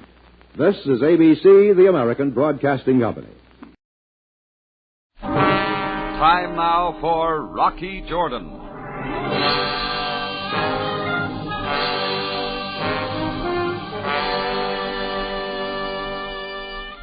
Can't always be right, but with the practice I've had, it doesn't take long to spot a phony. She had on low tan Oxford shoes, service-weight hose that disappeared under the hem of a very new-lookish tweed suit. Her hair was plastered down in a severe updo that left her ears sticking out as perfect resting places for the brown tortoiseshell arms of her glasses.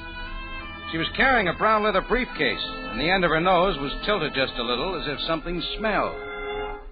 I thought so, too.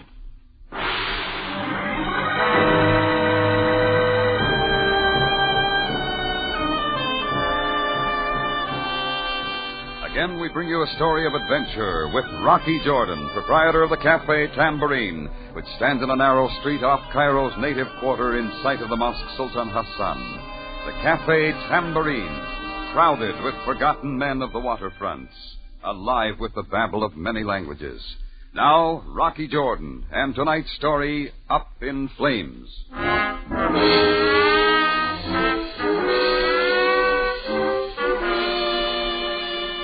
Yeah, from her hairdo to her round-toed Oxford shoes, she looked 100% businesswoman. I mentally turned up my sales resistance to medium and sat back. She learned her lines for the role by heart. Mr. Jordan, I am Miss Bates. I represent the International Fire Insurance Company with head office in New York. I am certain that you already carry fire insurance, but with the rising costs of building materials and good labor, is it adequate to replace your establishment if it were to burn to the ground? Oh, Miss Bates, I am certain it is not, Mr. Jordan. My company, sensing the trend of the upward spiral in replacement costs, has decided to extend for this fiscal period an added inducement policy covering the differential in costs that has developed. Now, look, Miss Bates, no doubt what you say is true, but I'm not interested in any more fire insurance. Mr. Jordan, your attitude is typical. But under the current circumstances, don't you think it would be wise to reconsider? What circumstances, Miss Bates? Surely, Mr. Jordan, you must be aware of the unusual number of major fires in Cairo in the last 3 months. All right, sister, drop the act. What's the pitch? Mr. Jordan, you do me a great injustice. In almost excuse every me. case... Hello, Cafe Tambourine. Hello, Rocky Jordan. Speaking. Oh, Rocky, this is Lefty Miller. I met you in the back room of Gus Gimley's snooker parlor, remember? Oh, yeah. How's the broken nose and cauliflower ear business? Same as always, Rocky. I'm in a semifinal bout tonight at the American Club. Coming to the fight? Oh, I thought I'd drop in. Why? I'd like to have you come down to my dressing room before my fight. I got a little favor to ask. Why not ask me now? I can't, Rocky. It's something personal. It takes too long to explain over the phone. What do you say, Rocky, huh? Oh, okay, Lefty. I'll stop by. Swell, Rocky. I'll leave a ringside ticket for you at the information desk. Oh, thanks. Don't mention it. See you tonight, Rock. Goodbye. Now, Mr. Jordan. Oh, you still here, Miss Bates? Here's my business card. Both day and night telephone numbers are on it in case you wish to reconsider. One never knows when a conflagration might cause irreplaceable loss. Oh, I'm certain one doesn't, Miss Bates. Well, if I change my mind, I'll let you know. Mr. Jordan, Mr. Agrazian, who owned the frozen food lockers at 937 Kamal Street, Mr. Tanut, who owned the hotel at 3014 Shariel Modafar, and Mr. Shoup, who owned the drugstore at the corner of Bakil and Canal, felt exactly as you do. Now, since their establishments have been completely destroyed by fire, they are very glad they reconsidered and took out adequate protection with my company. You might check with them, Mr. Jordan. They might help you to change your mind. With that clincher, she closed the door and left.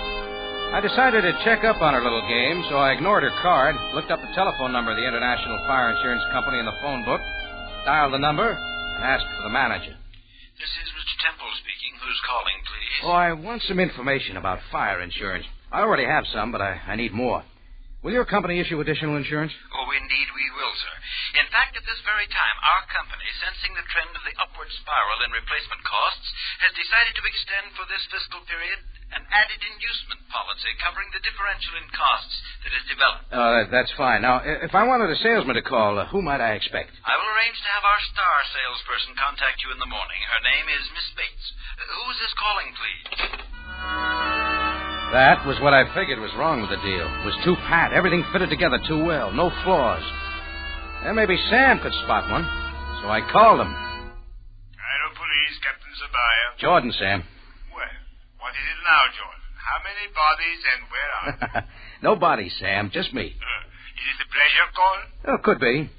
How's about taking the night off and going to the fights at the American Club with me? Oh, I would be delighted, Jordan. Only Commissioner Baromede takes a rather dim view of his men relaxing in such a manner while on duty. Oh, it's too bad, Sam. Some other time then, huh?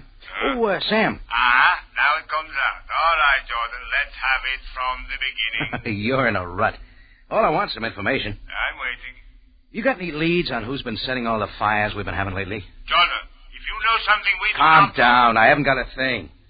What about all those fires? Well, every one of them, causes unknown, owners away at the time, no evidence of arson. Luckily, most of them were adequately insured. With the International Fire Insurance Company, Sam? How did you know that, Jordan? With the claims paid? Every one of them, Jordan. What are you running into? A blank wall, Sam. See you later. I decided to forget about Miss Bates and her fire insurance. I had about 2.5 hours to kill, so I did a very strange thing. Went out into my cafe, sat down, and had a steak on the house. It wasn't bad. Maybe I should do it more often.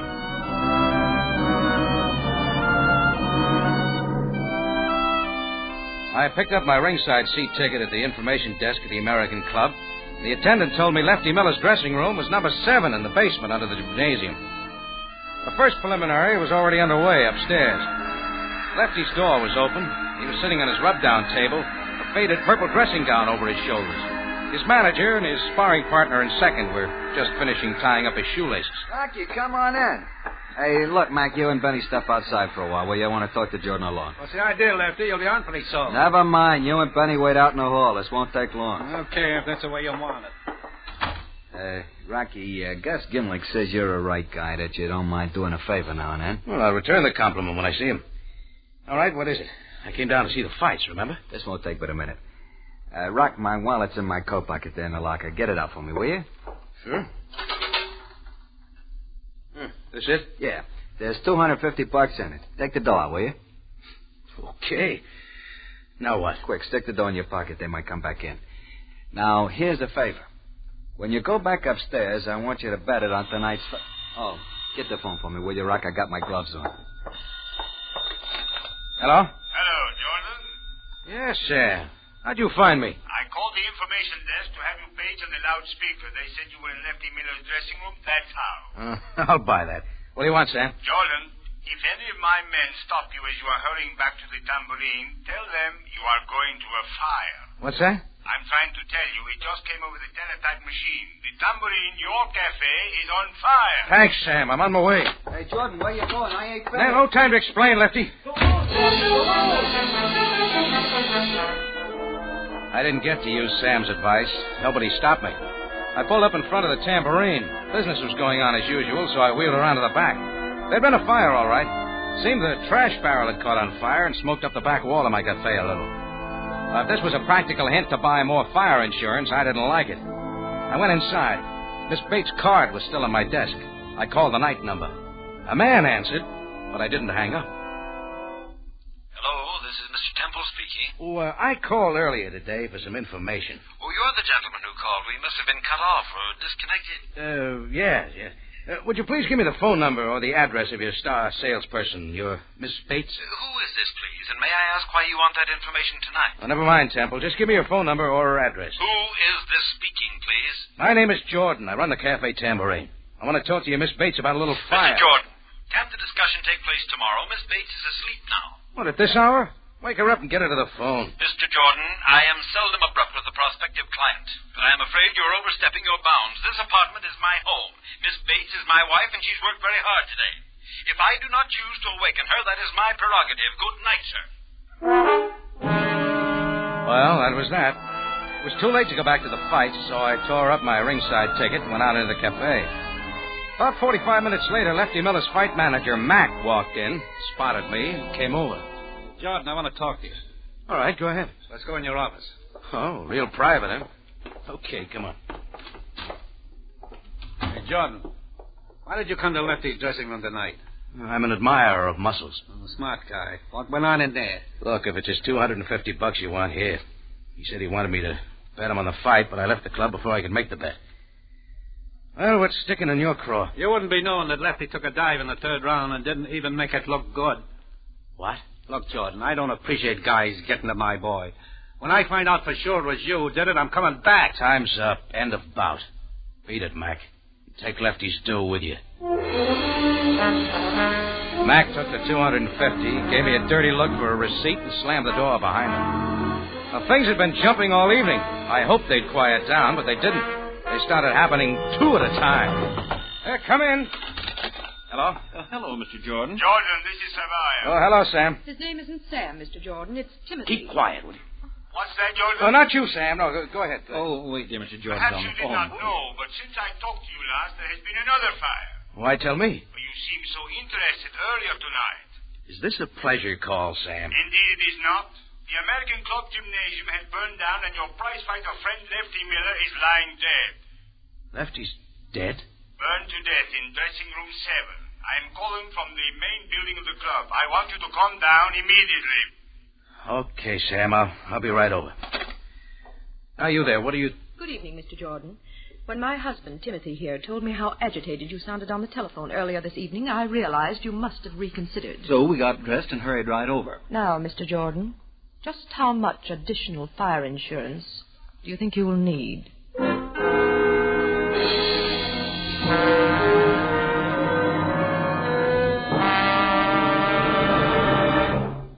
Rocky Jordan returns in just a moment. On New Year's Day, CBS will devote every facility to accurately bring you the happenings in Pasadena, all the beauty and color of the parade, and the thrilling play-by-play description of the Rose Bowl game. Now back to Rocky Jordan and tonight's story, Up in Flames.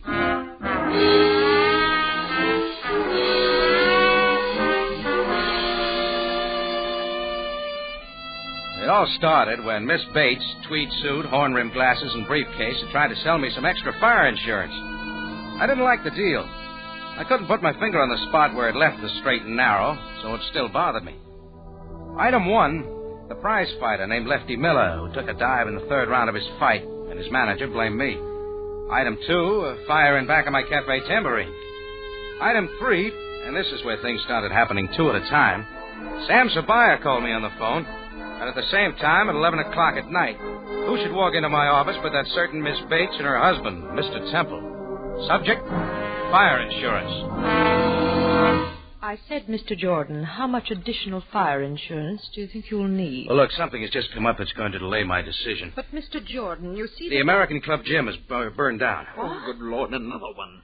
And a prize fighter was burned to death in his dressing room. Oh, how awful. And Captain Sam Sabaya wants me to come right over, so if you'll both pardon me... We'll do more than pardon you, Mr. Jordan. We'll drive you down there. Come on.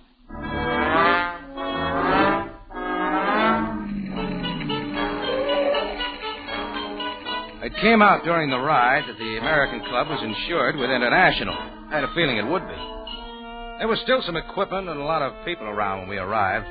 Mr. and Mrs. Temple went looking for Bert Johnson, the manager of the club. I went looking for Sabaya.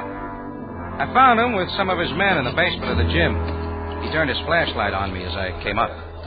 So, Jordan, you finally got here. Yes, Sam, now that I'm here, why were you so anxious for me to come down? I thought perhaps the atmosphere here might induce you to tell me what is going on. Sam, believe me, I would if I could, but I can't. can't. You mean you will not? Very well, Jordan. Look around you. Sam began pointing things out with his flashlight. They weren't pretty, especially the body lying beside the burned rub-down table. Sam played his flashlight on the lockers, then over to the wall in the back. He held it steady for a moment on the electric light fuse box. A little metal door was hanging open. Is that what caused it, Sam? No. If there had been a short circuit, the fuse would have burned out. I checked them. None of them is burned out. Any ideas? Perhaps you would like to explain what you were doing here earlier this evening. Lefty Miller phoned this afternoon, said he wanted me to come to his dressing room before the fight. He wanted to ask me a favor. Yes, go on. It turned out he wanted me to bet $250 of his money on the fight. You called before I could do it. That's all, Sam. Thank you, Jordan. I might have known you would not tell me the truth at this time. Sam's like that. This was once I didn't blame him. That didn't make much sense to me either. I knew I should get to Lefty's manager, Mac, before Sam did. I wanted to clear up a few things, so I took off. On the way downtown in the taxi, I figured Gus Gimlick would know where I might find Mac. I checked my watch. If things were running normal in the back room of Gus Gimlick's snooker parlor, they'd be getting the results of yesterday's races short way from the States. Now, we finally pulled up in front of Gus's place. I told the driver to wait, walked down in and through to the back room. Things were running normal. They were waiting for the results of the fifth, the Tanforan. It wasn't hard to spot Gus, even in the crowd. He was all Greek and a yard wide. Weighed a little over 300 pounds. He looked up from a form chart as I walked over. Hello, Rocky. You'll have to hurry if you want to get the bed down. The 50's about to start. Horses are entering the starting. Oh, thanks, just same, Gus. I'll sit this one out. Suit yourself, Rocky. You got something on your mind? Yeah. You know Lefty Miller's fight manager, Gus? His name's Mac. Yeah, they're all in the starting. Yes, I know Mac. He's not very smart, but he's honest. Why? Well, I want to get in touch with him. You know where I might find him? And there they go. Yeah, the fifth race is started. Blue Flash is going to the front. Ernie Keltner is second. Maximilian is third. Day's End is fourth. Flying Knight is fifth. And up in flames. Where can I find him, Gus? Later, Rocky, after the race. Blue Flash in front by a nose. Ernie Keltner is second by 1 length. Day's End is pulling up between horses and is now third. Maximilian is fourth. Flying Knight and up in flames. Who's the favorite, Gus? Day's End. But most of these guys got bets on the long shot. Up in flames. Up in flames? Ernie Keltner is third. Flying Knight is fourth. Maximilian is fifth. And up in flames. Up in flames. They said it was a hot tip, Rocky. Day's End is second by half a length. Flying Knight is third. Ernie Keltner is fourth. Up in flames is fifth. And Maximilian. And there goes Up in Flames. He found a hole in the rail and is moving up between horses. God, Gus, your bankroll's going up in flames. It's Blue Flash, Day's End, and Up in Flames. Now it's Day's End and Blue Flash and Up in Flames. They're in a drive and coming down to the line of finish. It's Day's End and Up in Flames. And Up in Flames gets up to win it by a nose. Day's End is second, and Ernie Keltner is third in front of Blue Flash. Not too bad, Gus. Can't win all the time. Don't worry, Rocky. I'll get it back. There are still 2 races to go. Now they'll all bet on the long shots. I hope they do, Gus. But to get back to where I can find Mac. Oh, yes. I don't know where he lives, but he hangs around Lefty's apartment all the time. It's 847 St. George Street. 847 St. George Street turned out to be a medium-sized apartment house in a middle-class neighborhood. I paid the driver and walked up the 6 stone steps to the entranceway. The entrance light was burned out, so I scratched a match. The name Lefty Miller was on the mailbox, numbered 311. I started to flick out the match and stopped. Just under it on the mailbox, numbered 211, was the name Mr. and Mrs. Timothy Temple. It was a mild shock, but I've been waiting for something like this all evening.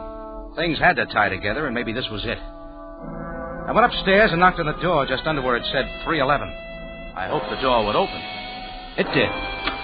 And I got another shock. This one gave me the full treatment. Well, Rocky Jordan, come in. It was Lefty Miller, and very much alive. Come in, Rocky, come on in.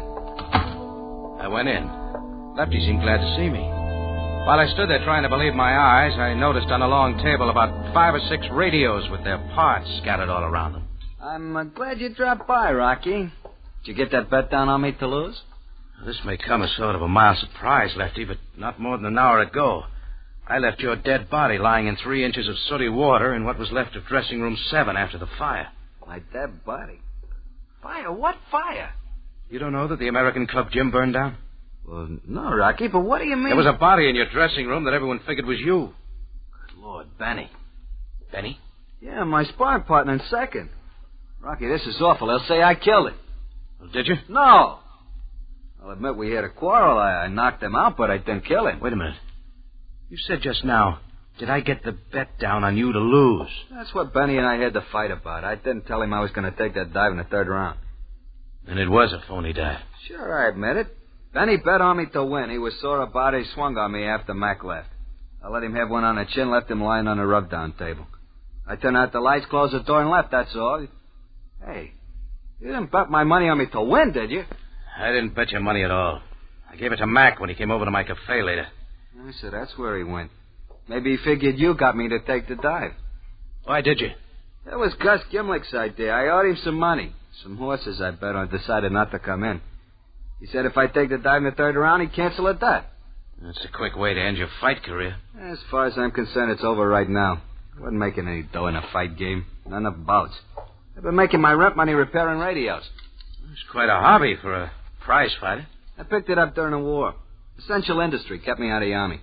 Oh. Hey, let me show you the combination screwdriver and solder iron I invented. No, some other time. Hey, what did you come here for, Rocky? I was looking for Mac to convince him I didn't get you to take the dive. I guess it won't be necessary now. No, I guess not, Rocky. Going already? Yeah, but you'd better stick around. I think you're going to have another visitor. An official one. Lefty shrugged his shoulders, picked up his combination screwdriver and soldering iron, and turned towards the table with the dismantled radios. I closed the door and walked down 3 flights to the front entrance. The timing was perfect. Sam's limousine pulled up at the curb just as I was going down the 6 stone steps. Jordan! Jordan, what were you doing in there? Talking to a very much alive dead man, Sam. You'll find his story very interesting. No doubt, Jordan. The body is not that of Lefty Miller, but of his sparring partner and second, Benny Myers. Miller was seen leaving the club quite some time before the fire. Yeah. Jordan, a penny for your thoughts. You just rang a bell, Sam. See you later. Jordan, come back here! I guess Sam figured he knew where he could find me later, because he didn't follow me. I grabbed a taxi at the corner and headed for dressing room 7 of the American Club gym. I didn't ask for permission, and nobody tried to stop me. Just as the 4th match was burning my finger, I found what I was looking for. 14 minutes later, I pulled up at 937 Kemal Street at the charred remains of Mr. Agrazian's frozen food lockers. The next stop was 3014 Shariel Motorfar, and what used to be Mr. Tanut's small hotel. From there, we wheeled around and went to what used to be Mr. Shoup's drugstore at the corner of Bakil and Canal. Then I gave the driver the address of 847 St. George Street and settled back to count my evening's loot. Adding them up carefully, they would just come to the price of the new American airmail postcard.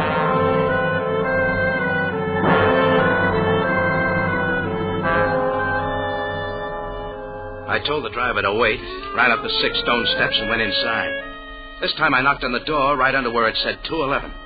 I figured when the door opened, it'd be Timothy Temple. It was, and he was in a bathrobe. Mr. Jordan. Thanks for asking me in, Temple. What do you mean by forcing your way in like this? What do you want, Jordan? I'm onto your game, Temple. Did you ever see these before? You're asking me to identify 4 American pennies, Mr. Jordan? They're yours, aren't they? How would I know? Look, will you please go? Mrs. Temple and I were about to go to sleep. Who is it, dear? What is going on? Oh, Mr. Jordan. Well, you look quite different without your glasses, Miss Bates. Mrs. Temple. Mr. Jordan, I don't know why you forced your way in here like this, but will you please go? We would like to go to sleep. With that radio on in the bedroom? Sounds more like you were dancing. Mr. Jordan, that radio is not in our bedroom. It is in the apartment upstairs. That awful man plays his radio day and night.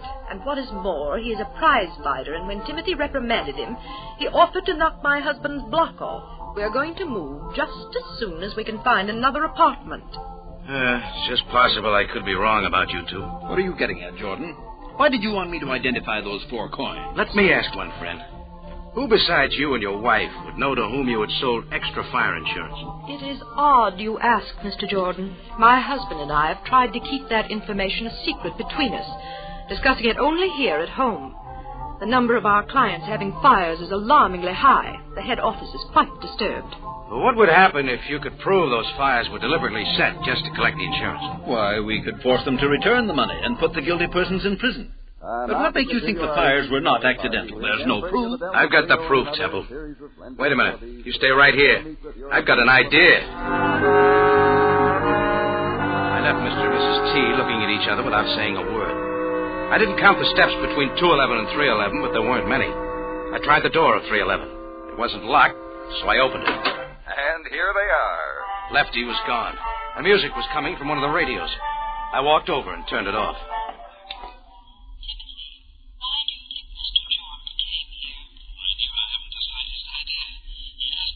Mr. and Mrs. Temple's voices were coming out of a pair of headphones lying on Lefty's work table. It all fit now. I had my answers. I walked over to the phone and called Sam. Hello, police. Captain Zabaya. Jordan, Sam. Any of your boys around this time of night? Certainly. Why? If they want to know where you're taking them, tell them you're going to a fire. Jordan, what are you talking about? No time for details, Sam. Meet me at my cafe as soon as you can. Maybe we can catch the guy red-handed. I think somebody's getting ready to set fire to the tambourine. Hurry, Sam.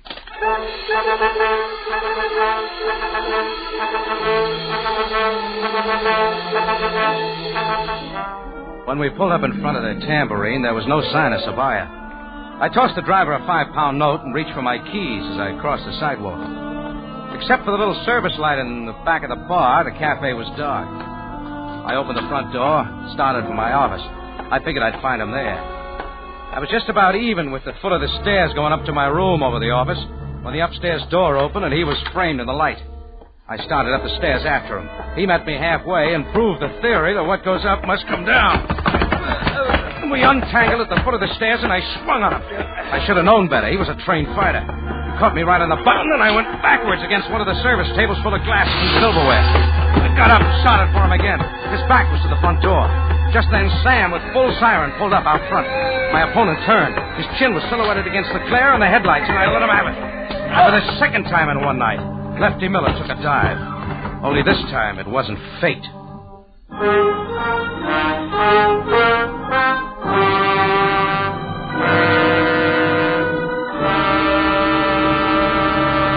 Rocky Jordan returns in a matter of seconds with the ending of tonight's story. On New Year's Day, the Rose Bowl kickoff will be at 2 instead of 3 p.m. due to the return of California to Standard Time. Remember to enjoy both the Tournament of Roses and the Rose Bowl game on your local CBS station New Year's Day.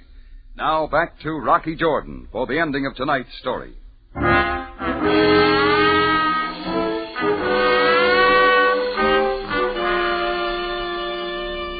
Well, I'll say this for Sam. When you really need him, he's right there.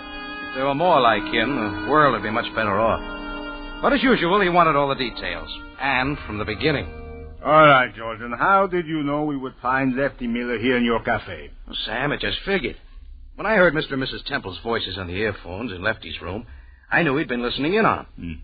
Maybe first as a gag, but he was the only one besides the Temples who could have known who they'd sold fire insurance to. So he was the one who had gotten the owners to agree to let him fix up the accidental fires. Exactly. He convinced them that he could do the job, and when they collected the insurance money, all he wanted was a percentage of the profits. Jordan, how did you figure out he did it? Well, first of all, Lefty was an electrician, fixed radios. He also had invented a combination screwdriver and soldering Jordan, iron. Keep it simple. Oh, I will, Sam. He went to those places and did a little work on a light switch. A couple of drops of solder in the right place, and he put a penny behind the fuse to keep it from burning out when the short developed. All the owner had to do was to turn out the lights, lock up the joint, go someplace where he'd have a perfect alibi. After a while, the short would develop, and the penny behind the fuse kept it from burning out. And there you have it. Fire. Cause unknown. But you still haven't told me why you knew he would be here at the Tambourine. It's the pattern, Sam. Lefty's sparring partner, Benny, must have caught on to him.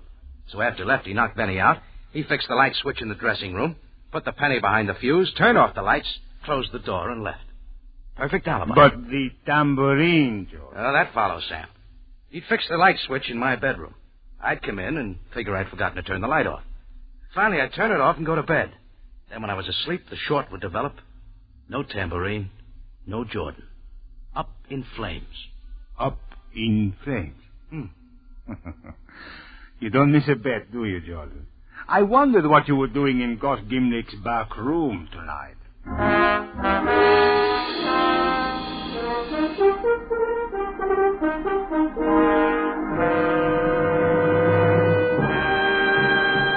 Rocky Jordan is presented from Columbia Square in Hollywood and stars Jack Moyles in the title role. Tonight's story was produced, written, and directed by Cliff Howell with original music by Milton Charles. This is CBS, the Columbia Broadcasting System.